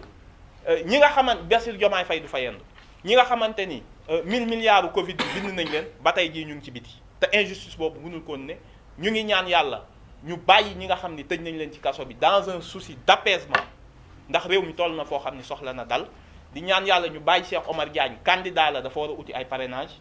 di ñaan population yi ñu bañ koo taxaw ñu bañ ko seetaat parce que li ko yóbbu fee du mbiru boppam de défendre askan wi la ñu ngi leen di gërëm di leen sant. Non, c'est pas grave. Merci monsieur Amadouba pour cette intervention et pour ce soutien au parrainage. Le Sénégal est devenu un paradoxe. Paradoxe, lorsque vous faites une conférence de presse à plusieurs, état bi day ñëw comme Idrissa Seck disait ne la coppet jël ki mu soxla ne ko coppet jël ko tëj ko ci biir kaso bi. Avant cet emprisonnement, Cheikh Oumar Diagne avait fait une conférence de presse avec Clédor Sène et Dame Mbodj. Ils ont tous les trois dit la même chose. Et pourtant, suñu demee ba set kenn kese lañ ci jël ne ko coppet yóbbu ko ci biir prison bi muy Cheikh Oumar Diagne. Ça veut dire qu'il y avait un ciblage sur sa personne te donc xaar le moment venu pour mun ko jàpp pour yóbbu ko ci biir kaso bi. Donc je laisse la parole à monsieur Dame Mbodj.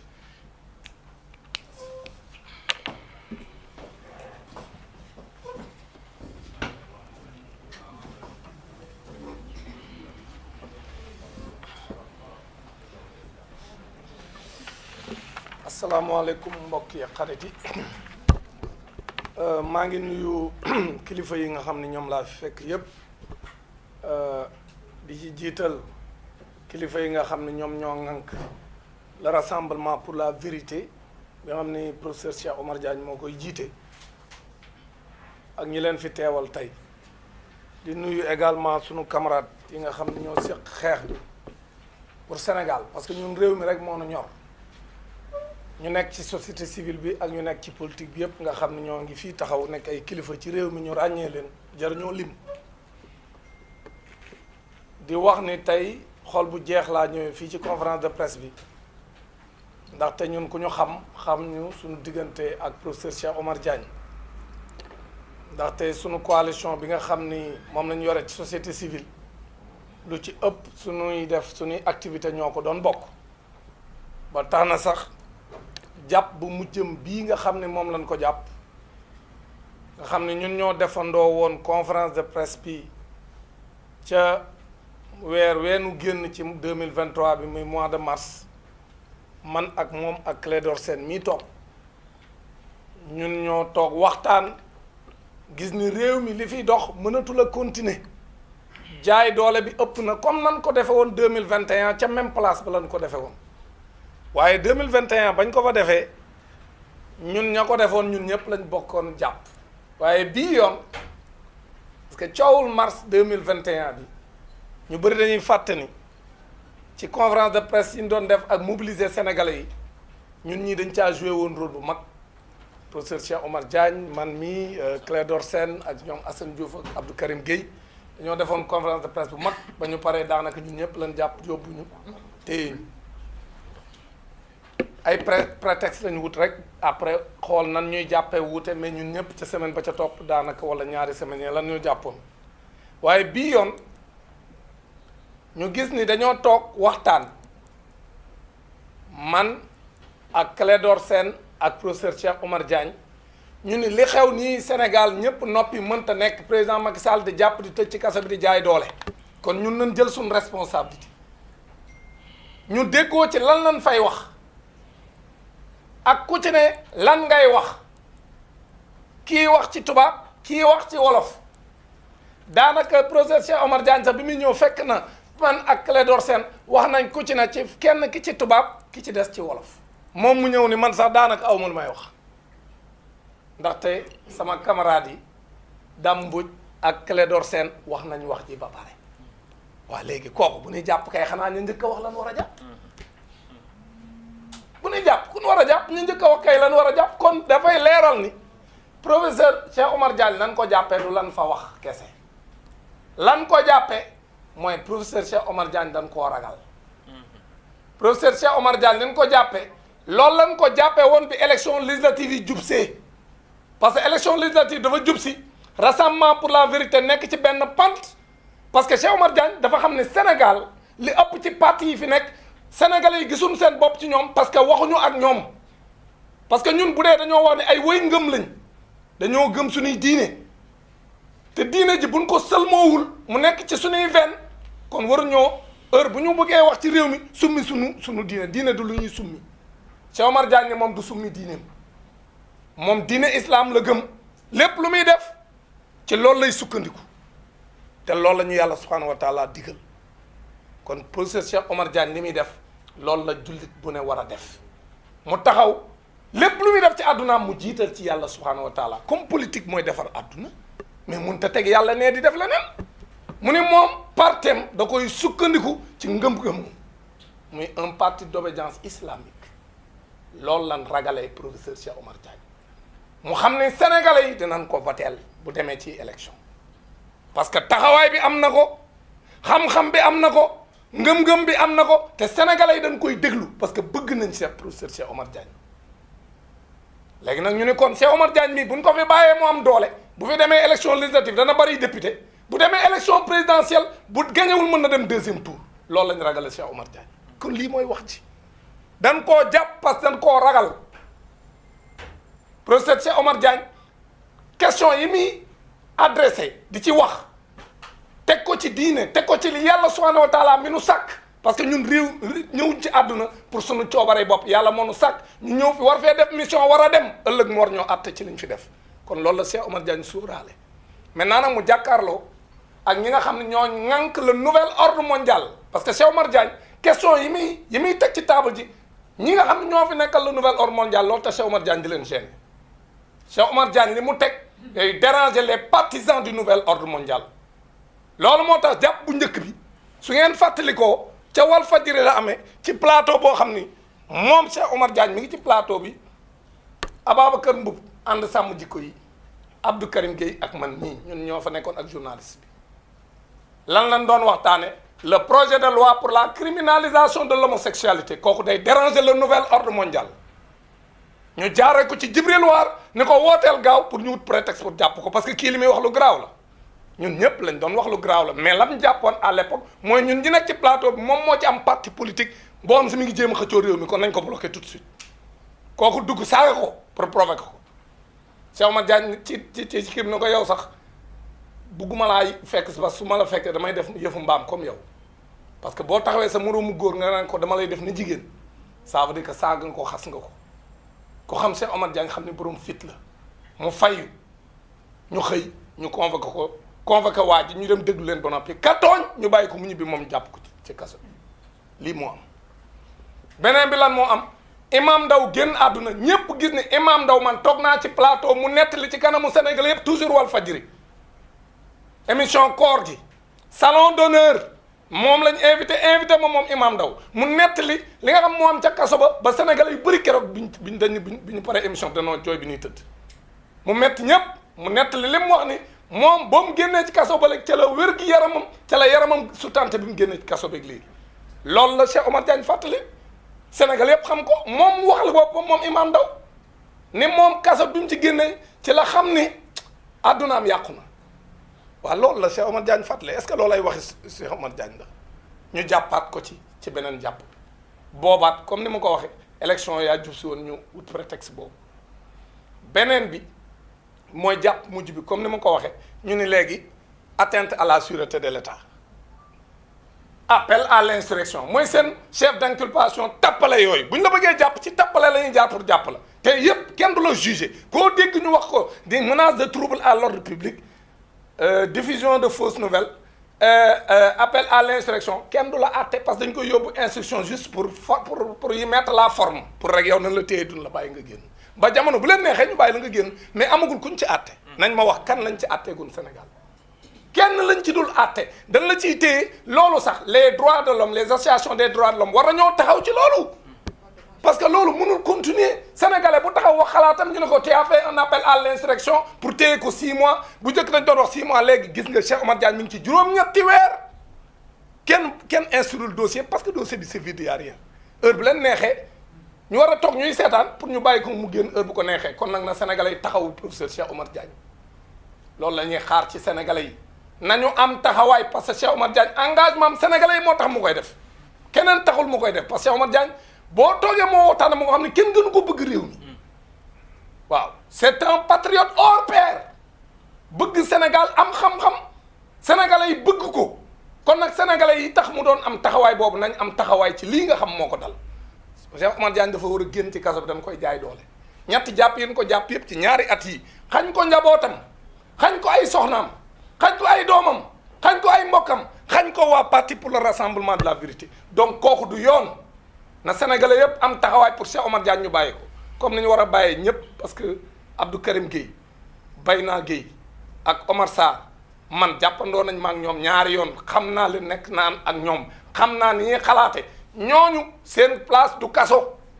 dañ leen a war a bàyyi ñibbi seen kër defuñu dara dañoo ragal rek nitu dëgg parce que ñoo jàpp ni Macky Sall buy jàpp day xool ñi nga xam ne jàpp na ne bu leen jàppee mobilisation yi dina wàññeeku mais jàpp leen pour dañoo def dara de mais daa jàpp ni ab sénégalais nag am na droit taxaw pour xeexal réewum pour démocratie bi gën a dëgër ñoom defuñu leneen loolu rek lañ def kon nag ci gàttal lii nga xam ne moo xew ci réew mi du yoon kenn waru koo nangu professeur Cheikh Omar Diagne mun ñoo taxaw di ko jaay doole nit ñi toog di seetaan sénégalais yi dañ taxaw exiger Cheikh Omar Diagne génn mais comme ñu ngi ci jamonoy parrainage numéro 206 mooy numéro professeur Cheikh Omar Diagne nañ ko parrainer massivement Cheikh Omar Diagne nañ ko wutal lu mu gàtt 500 000 parrains pour ñu won leen ni Cheikh Omar Diagne mii kenn mënu koo tee nekk candidat parce que ñoom candidat yan jàpp man jàpp naa ne ñooy candidat yi nar a jiite réew mi au 2e tour ku jiitu ci ñoom ña ca des topp ci ginnaaw loolu ñoom ñett ña nekk ca prison Cap Manuel jàpp naa ne ñoo ëpp doole ci candidat yi man candidat la mais ragaluma wax dëgg loolu mooy dëgg mais loolu mooy dëgg candidat ya fa ëpp doole lañ dem jàpp lan ngeen lañ jàpp Ousmane Sonko lañ yóbbu Cap Manuel kan lañ jàpp Bassirou Diomaye Faye mi topp ci moom mi yaakaar ne bu demul moom mooy dem kan lañ jàpp Cheikh Omar Diagne ci réew moo am ni ñu ëpp ca waa réew ma dañoo tënku ci diine te moom diine la gëm kon kay ñetti candidat yu mag yi lañ jàpp loolu mooy dëgg kon nag réew mi nañ taxaw ci ginnaaw candidat yooyu ñu parrainer leen exiger ñu libérer leen ñu def seen campagne bu mucc ay candidat yu bu ndaw bi nga xam ni ab milliardaire la te mënta gañe fenn ñu koy tatagal fu mu jëm fa Jamil Sané ab néeg la loué parcelle waa parcelle fal Jamil Sané parcelle bi ñu koy fal xamuñu ko Jamil Sané bi ko waa parcelle di fal xamuñu ko yow nga nekk milliardaire wër ci mbeddi parcelle yëpp ak say oto amoo tus ñu gañe la fa tey nga bëgg a taxaw ni Jamil Sané du génn ci kaso bi Amadou Ba ñemeel Jamil Sané yow en tant que premier ministre nee leen bu ma gañee te xale bu ndaw bii Jamil Sané nekk ci kaso bi kon sama victoire du neex génne leen ko boo dee yaa ëpp doole ci làmb ji da nga war a ñeme mbër yëpp mais yow ëpp doole ci làmb ji te mbër yu ndaw yi sax rek da nga leen a ragal mais il faut que Amadou Ba jël responsabilité ni leen génneel leen ma Jamil Sané génneel leen ma Ousmane Sonko génneel leen ma Cheikh Omar Diagne génneel ma ñëpp parce que man damay gagné ndax damaa yore milliards mais na wóolu boppam dëggal boppam moom Amadou Ba mais bu mu nangu ñu teel ko ñëpp tënkal ko ñëpp jatangal ko ñëpp pour mu taxaw moom kese di bàkku ci làmb ji te ay mbër amatu fa loolu amul sens booy daan ci làmb ji te mérité ko da ngay ñeme làmb ji ñi ci am doole ñeme ñi ci amul doole comme nag yow na ñeme ki nga xam si moo ci ëpp doole ñëpp xam nañ ko na ko ñeme mais même candidat yi ndaw yi na leen ñeme lan la Amadou Ba di ragal comme moom nee nañ am nay milliards te mi ngi séddale buy pare na sax day séddale xaalis pour pare na mais kooku war naa ñeme candidat yëpp kon nañ bàyyi doomu jàmbur yi ñu génn encore une fois lii xew ci réew mi mënta continuer fitna rek lay yee ci réew mi Cheikh Omar Diagne daa nekk ci réew mi am fii mbokk am fii jege ñaale am fii soxna am fii doom mun ñu koo teg jatan ko mel ni ab doxandéem ñaari at a ngi nii presque mu nekk ci kaso bi ma demee seeti ko prison wax naa ko mu ne ma nous restons stoïques le combat continue ma ne ko Cheikh Omar ta place n'est pas en prison da nga war a génn Sénégalais yi ñoo war a taxaw mobiliser pour exiger la libération de Cheikh Omar Diagne pour libérer tous les détenus politiques parce que détenus politiques yi li leen teg nii jaaduwul waruñu toog di seetaan ñuy tëj suñuy moroomu sénégalais defuñu dara ñu mel ne ñun suñu yoon nekku ci loolu mënu continuer donc ñun nous sommes meurtris parce que ce qui est en train de se passer dans ce pays c'est inacceptable Cheikh Omar Diagne ne doit pas encore rester un jour en prison c'est la même chose pour Ousmane Sonko c'est la même chose pour Bassirou Diomaye Faye c'est la même chose pour Abdou Karim Gueye nitu valeur parce que c'est un homme de vérité un homme d'une piété extraordinaire Ousmane Sarr Bayna Gueye des jeunes qui aiment le Sénégal qui sont de vrais patriotes donc aujourd'hui qui sont embastillés qui sont injustement mis en prison mais les Sénégalais ne doivent pas l'accepter c'est pourquoi nous lançons un appel à tous les Sénégalais pour que qu'il y ait vraiment une solidarité autour de ces Sénégalais qui sont arbitrairement mis en prison parce que lii jaay doole la defuñu lu tax ñu nekk ci kaso bi kon encore une fois ñu ngi remercier ñëpp gis naa la camarade Clédor xam naa mooy ñëw après man ci est venu vraiment de très loin parce que cofeel bu mu am ci Cheikh Omar Diagne parce que ñun lañ lépp lu ñuy def dañ ko doon waxtaane lépp lu ñuy def Sénégal moo tax ñu koy def kon defuñu lenn pour xeex kenn mais Sénégal rek moo na ñor kon nag encore une fois li nga xam moom laay lancé pour terminer mooy sénégalais yi bu ngeen seetaanee ba bébé Amadou jël fi réew mi bu ngeen seetaanee yéen sénégalais ba Amadou Ba mii gagné fi ay élection gis nga nin ko et puis d'abord waa parcelle mais yéen parcelle mun leen a fal seenu maire mais par force ñu leen du leen jiite mais loolu c'est de la violence Amadou Ba par force mu ni yéen mais man dem naa élection Jamil Sané yéen falu leen ma Jamil Sané ngeen fal kenn xamu ko man lañ xam léegi dama koy tëj ci kaso pour ngeen fal ma bu ngeen ko falee ñàkk fay Parcelles Assainies aw xob waru ko faa am Pikine waru faa am xob waru koo am kabatooki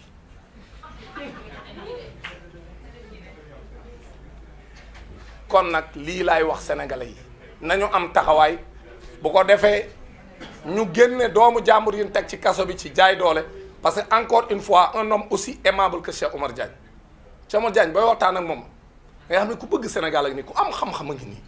sujet yi muy teg ñu bëri ñu mun ko laal kooku Sénégal war ci profiter ñuy toog di seetaan ñu ko tëj ci kaso bi pourquoi pour les beaux yeux d'un président de la République qui est à 2 mois de fin de règne boo am si moom ma ngay dem di wuti liggéey di ko njëkkante xale yi parce que liggéey bu ndaw lan ko fa jox France xale yi amuñu liggéey Sénégal sax mënoon naa wax Macron ne ko baal ma wut benn chômeur nga joxal ma ko poste bi donc ñu ngi sant ñëpp di gërëm ñëpp di wax ne nañ am taxawaay jërëjëf.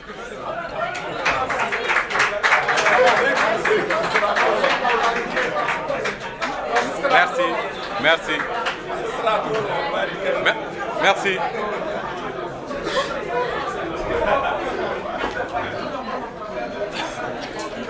Merci. S'il vous plaît. Donc, merci à Dame Mbodj, qui est aussi candidat aux élections présidentielles. Donc, il a déjà tout dit. Il a même introduit Clédor. Donc, je laisse la parole directement à Clédor Sène. waaw salaamaaleykum wa rahmatullah damay commencer remercier rek samay mbokku rassemblement pour la vérité yi ñu associé ci seen jotaayu tey bi di jotaay boo xam ne pour fësal dëgg la ci dëkk boo xam ne yoon dafa tegee nele ñi ki ko jiite nekk ci lu leen neex donc li ñu fi indi tey principalement donte mooy kaawu Cheikh Omar Diagne sax mais day jàll ba ci kaawu ñi ñu détenir arbitrairement yépp te dara warulu ko lu dul politique ak jalgati yoon kon mënuma def lu dul door ci kaawu Cheikh Omar Diagne ñépp fàttali nañu ni biñ koy jàpp liñ ko layale wala liñ ko laytaayale mooy ab conférence de presse boo xam ne man mii ak Dame Mbodj ñoo ko teniroon te man de jàpp naa ne ci conférence de presse kàddu yi ma ci wax sax moo gënoon a diis que lañ fa dégg yëpp parce que àggoon naa ba ci tëkku ay ministres yoo xam ne dañu dugal seen loxo ci ay recruter ay nervi te ma ni woon bu fi nervi jógatee ministre yooyu ci ñoom la riposte bi di njëkk a dal ba pare avant muy dal ci ay nervi ba noppi waxoon ci contestation wu légitimité Macky Sall a dirigé le Sénégal kon tey jii chef d'inculpation yi ñuy toppee Cheikh Omar Diagne yëpp ñun ñëpp la waroon ñun ñett ñi kon boo gisee ñu seppi ko ci suñu biir jël ko c'est parce que moom dafa am ay actes yu mu posé ak débat bu mu posé ak yoon bu mu xàll yoon bu mu xàll mooy yoonu dëgg dëgg nag dafa tegu ci dëgg gu mag gii diine ñeme ko ànd ceeg xam-xam te loolu da koy jox benn posture contre le système xam nga système bi ñuy wax mooy nouvel ordre mondial tamit mooy franc-maçon yeeg góor jigéen yeeg institution financière yeeg organisation internationale yi nga xam ne ñoom ñoo bëgg a yoree àddina bi ci nu mu leen neexee moom daf ko teel a comprendre ba di ci yee nit ñi di ci poser ay actes kon dafa am fii Sénégal benn système bu fi nekkoon boo xam ne ñun yéex nañ koo gis man de j'avoue que biñ doon teg débat système ak anti système sax man dama foogoon ni débat bu inutile la mais léegi dafa leer naññ ni dafa am ñoo xam ne ci benn ordre mondial la ñu bokk am ñu leen nekkal ci dëkkaan yi enfin ci réew yi pour wéyal seen doxalin ak seen gis-gis te nekkuñu fi lu dul di yàq askan bi di yàq société bi ci ay contre valeurs yoo xam ni dañu ko bëgg a inculquer comme ay valeurs te dëppoowul ak suñu ay réalité Cheikh Omar Diagne ne ñun fii dañu war a sukkandiku ci suñu ay réalité sociale ak ci suñu diine pour tabax citoyen et partant pour tabax réew mi donc discours bu bees boobu dafay déranger tout un système au-delà même de Macky Sall ak gouvernement am parce que ñun gis ngeen daam blacklisté woon nañ ñu fi ci benn réunion sàmm jikko yi pour ñu ni ñun duñu dem France lim ay tur ñun ñii dañu limoon ñun ñii yëpp dañu cité woon kon tey jii buñ ñu fi bàyyee simple Cheikh Omar Diagne loolu moo tax te li koy firndeel rek ni dafa am un choc fi mu nekk nii entre le système et l'antisystème mooy ñetti candidats yi Dame Mbodj wax ni ñu ngi ci kaso muy Ousmane Sonko Bassirou Diomaye Faye ak Cheikh Omar Diagne mais loolu c'est l'antisystème ñoom la ñu téye mais ñi nga xam ne ñu ngi ci système bi ak luñ ci mënti def yoon du dal seen kaw ñun li ñu wax ak lu mu diis dégg ngeen député fii ni en 2024 nous allons marcher sur vos cadavres gis ngeen député fii ni opposants yi léegi lii fa yooyu doyatul ci ñoom dañ leen war a yeew tàbbal leen géej jën yi lekk leen te dara du ci dikk gis nañu ab député ni dañu war a jël jaasi alpulaar yi gor ñëpp ñu contre 3e mandat gis nañ fi ñu saaga Ousmane Sonko ñii naan ko bu deewee ñu doon jabaram ñii naan dañ ko war a rey gis nañ fi genre écart de comportement et de langage bu nekk boo xam ne yoon defu ci liggéeyam ci jamono joo xam ni Fadilou Keïta j'espère qu'ils n'ont pas tué mon frère ñu ne ràpp tëj ci kaso bi pourtant Fulbert Sambou est bien mort Didier Badji kenn gisatu ko Bassirou Diomaye Faye di tawat ni justice di doxee di sooxee xool leen tey xool leen Sénat Macky Sall jël nit conseil constitutionnel coppati foofu teg Sénat te dëppoowul ak benn charte kooku di dabaatal naan dafa démissionné di def ay jalgati yu ko neex nga gis koo xam ne dañ ko jàpp en flagrant délit ak ay faux billets ñu bàyyi mu dem nga gis koo xam ne dañ ko bàyyi jàpp flagrant délit viol ak certificat médical bu ko attesté ñu bàyyi mu dem mais ay citoyen normal bu ñu waxee seen xalaat sax mu déranger boo xam ne dañuy xool nu ñu koy fexee jàpp Amadou Ba mi keroog Sen TV dafa pare ay plus au-delà d'1 heure du matin ñu xaar ko jàpp ko pour intimider ko Pape Sané plutôt moom gannaaw fexe bi ñu ko fexeelee ci autoroute à péage bi ba mu mucc ci boobu ba tey ñoom ñu ngi ci tànkam ñun ñii nag on est exposé on le sait et on a choisi ce chemin parce que ñun ci sàppe bu njëkk bi la ñu nekk xam nañ ko seeni pexe muy suñu kaw xam nañ ko kii ay bal la ñu dóor ci otoom set man pexe yu ma mucc du ma toog di ko wax mais combat bi moo ko jar askanu Sénégal moo ko jar Sénégal ci boppam moo ko jar léegi bu ñu demee ba état boo xam ne kaddu kese débat public kii il n'a pas pris les armes kii il n'a pas pris les armes wax kese Cheikh Bara Ndiaye ni mu leen di déranger ba ñu yóbbu ko ci kaso bi te ñu ngi waat ci ay tànkam nag ma yëgal ko moom pour delloo ko ci kaso bi gis ngeen Pape Alé Niang ñaata yoon lañ ko dugalaat ko ci kaso bi parce que est-ce que kooku dafa jël ay gànnaay wax rek lay def débat public sax attanuñu dëgg donc ñëpp ñu fi nekk di wax dëgg non seulement dañ leen di jéem a teg yoon mais ñoom seen wàll am nañu sañ-sañu def lu leen neex la preuve ñoom ñu ngi wër di collecter ay parrainage ñu ngi def seen ay activités mais benn Mimi Touré bu jógee ñu arrêté ko keneen bu jógee ñu arrêté ko opposant bu fi jóg pour def activité am ñu ne ko doo ko fi defee comme si ñoom ñooñu jur wala ñooñu moom wala ñoo moom réew mi loolu nag dafay indi révolte loolu as gor deretam mënu ko nangu kon lépp lu juddu fii ci coow ak ci jéeg ci violence injustice moo koy créer ci réew injustice dafay suuxal réew parce que da koy taal te mënuñu accepter ab président boo xam ni jeexal bëgg ñu tànnal ñan ñoo ñuy jiite ñun ñi nga xam ne ñun ñoom la ñu gëm bëgg ci porter suñu suffrage ñu mel ni ñetti candidats yi Dame Mbodj wax Cheikh Omar Diagne Bassirou Diomaye ak Ousmane Sonko ñu ni ñooñu kenn du leen voteel léegi ki nga xam ne gouvernement bi nga xam ne ñoom épinglé nañ leen ci sàcc rapport Covid 19 bi 9 ministres la ñuy épinglé def naa ci gouvernement bi léegi ñoo am droit sillonner di campagne téye suñu xaalis alors que ay gor yoo xam ne def ñu dara dul wax seen xalaat ñu bëgg leen téye ci kaso kon loolu nag dafa injuste rawatina ñi nga xam ne ñooy taxawu askan bi tout le temps jot na askan bi taxawu leen parce que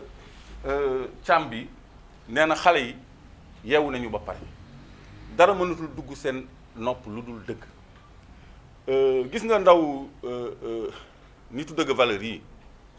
ay jeunes yu méritant lañu ay jeunes yu raw seen masse ci dégg-dégg ak gis-gis la gis nga bi ñuy voté la loi sur la réforme du code pénal et du code de procédure pénale daam xam nga keroog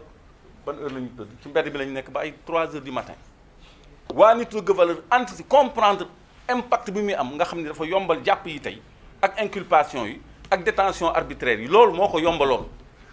loolu la xale yi xeexoon ñun bi ñuy réunir fële ci VDN les autorités politiques ñoom Karim ak ñoom Thierno Sall booba ba Thiès lay jóge lu am day jóge ba Thiès ñëw boolewu ci wax waa nitu dëgg valeur laay wax donc ñoom ñoo comprendre enjeu ba mu jaral leen ci guddi gi ñu dem assemblée nationale ba ñu koy voté ñu jàpp leen ci guddi gi yóbbu leen central ñu jóg dem ñu nekk fa ba ñu bàyyi leen ñu topp oto bi ñu dem ba croisement Colobane xaw ma autoroute bi ci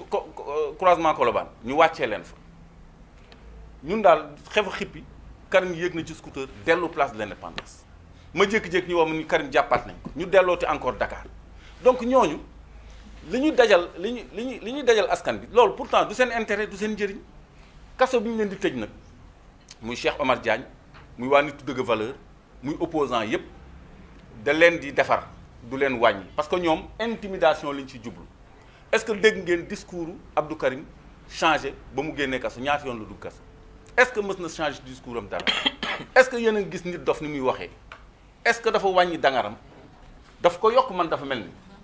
est-ce que gis ngeen Cheikh Omar Diagne ba mu génnee prison saa yu mu génnee prison tout le temps le même discours tout le temps la même vérité kon ñooñu mënuñu ci ñun ñi lu dul kaso wala ñu fexeel ñu rey ñu kon coow yu yëpp li koy fej mooy am taxawaay ca ba mu jotee parce que bés nag dana ñëw ñu jàkkaarloo bés dana ñëw ñu xam parce que lii yëpp li tax mu neex a muñandi laay wax parce que dañu jàpp ni fii ak 3 mois danañ dem ci ay élections moo tax may remercier générosité Amadou Ba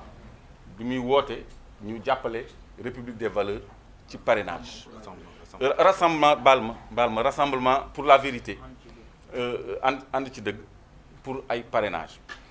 man aussi maa ngi joindre ci woote googu pour ñu jàppale candidat Cheikh Omar Diagne mu bokk ci ñuy jongante parce que li ñu war a comprendre mooy ñi nga xam ne ñooy incarner anti-système ñoom ñëpp dañu war a dem élection te dañu war a xeex pour ñoom ñëpp ñu war a dem élection parce que yoon tamit moo leen ko may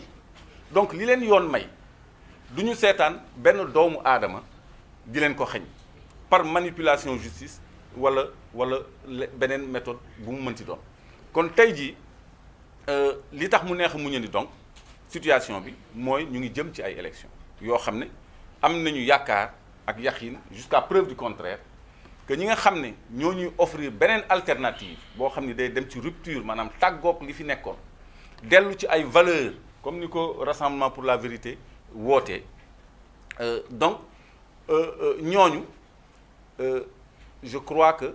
danañu am ñun électeurs offre alternative pour ñu am rupture yooyu léegi nag dina doy waar trop ñu utiliser doole pour xañ ñooñu ñu mën a taataan baatu askan bi parce que constitution moo leen ko may loi électorale moo leen ko may justice moo leen ko may kon du ñu seetaan bëgg-bëggu benn Macky Sall bi nga xam ni jeexal na di poser ay actes yoo xam ne même buy jaar ci ay magistrats day taal réew mi te moom dafa mel ni sax loolu la ci jublu mu ngi ëppee boor bu nekk pour mu boy mu ngi téye échiquier comme ay damier di pousse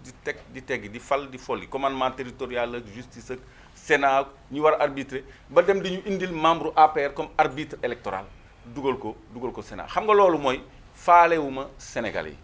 kon Sénégalais yi nag ñoo war a am seen fulla ak seen fayda ñu dakkal lii les détenus politiques yàgg nañ ci kaso bi lool kon tey jii war nañu am taxawaay ba ñu doon am ñoom parce que ñoom xeexaluñu woon seen bopp ñoom Sénégal rek lañu doon xeexal kon tey jii Sénégal moo leen war a taxaw ñoom ak Ousmane Sonko ak ñeneen ñuy jàpp ñëpp dañoo bëri ba mënoo leen di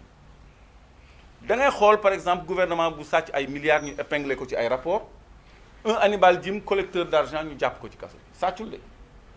ñu ni c'est le poumon financier nañ ko éliminer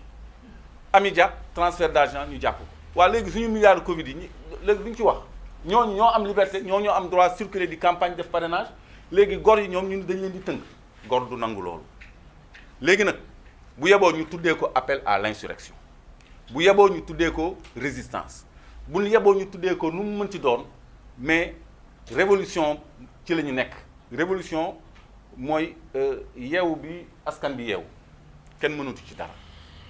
Afrique yëpp dañuy yeewu léegi west Afrique de l'Ouest kon fi mu nekk nii askanu Afrique te Sénégal jógewu ci dañu toll ci moomaat seen bopp maanaam souveraineté ci dagg bu mu jaam maanaam autonomie indépendance à tout point de vue monétaire comme ni ko Cheikh Omar Diagne di poser sur le plan des valeurs sur le plan des choix des politiques sociales et économiques kon tey jii ñi nga xam ne ñoo bëgg lu bees loolu ñooñu la ñuy def tout pour gàllankoor leen te ñi leen di gàllankoor dañu ànd ak beneen système bu gën a yaatu seen gannaaw muy système occidental bi nga xam ne moom la ñuy tuddee le nouvel ordre mondial pour que ñooñu du ñu mës a émerger mais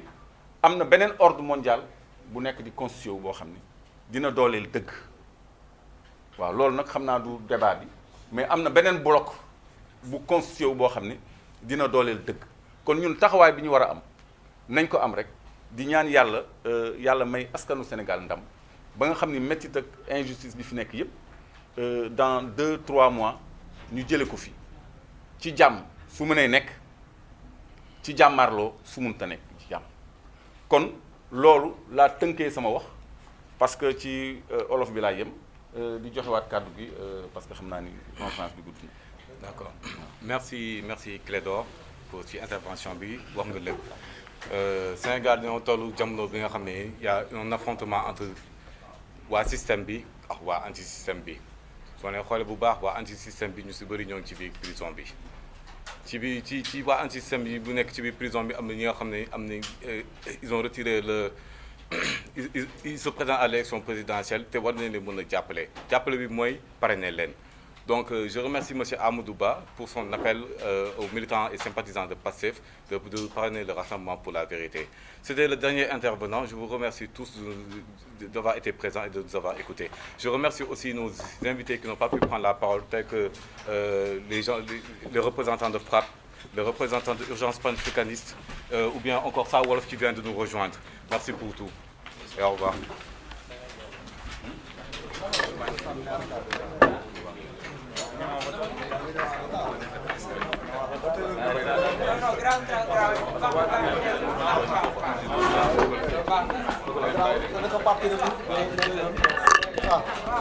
Bye.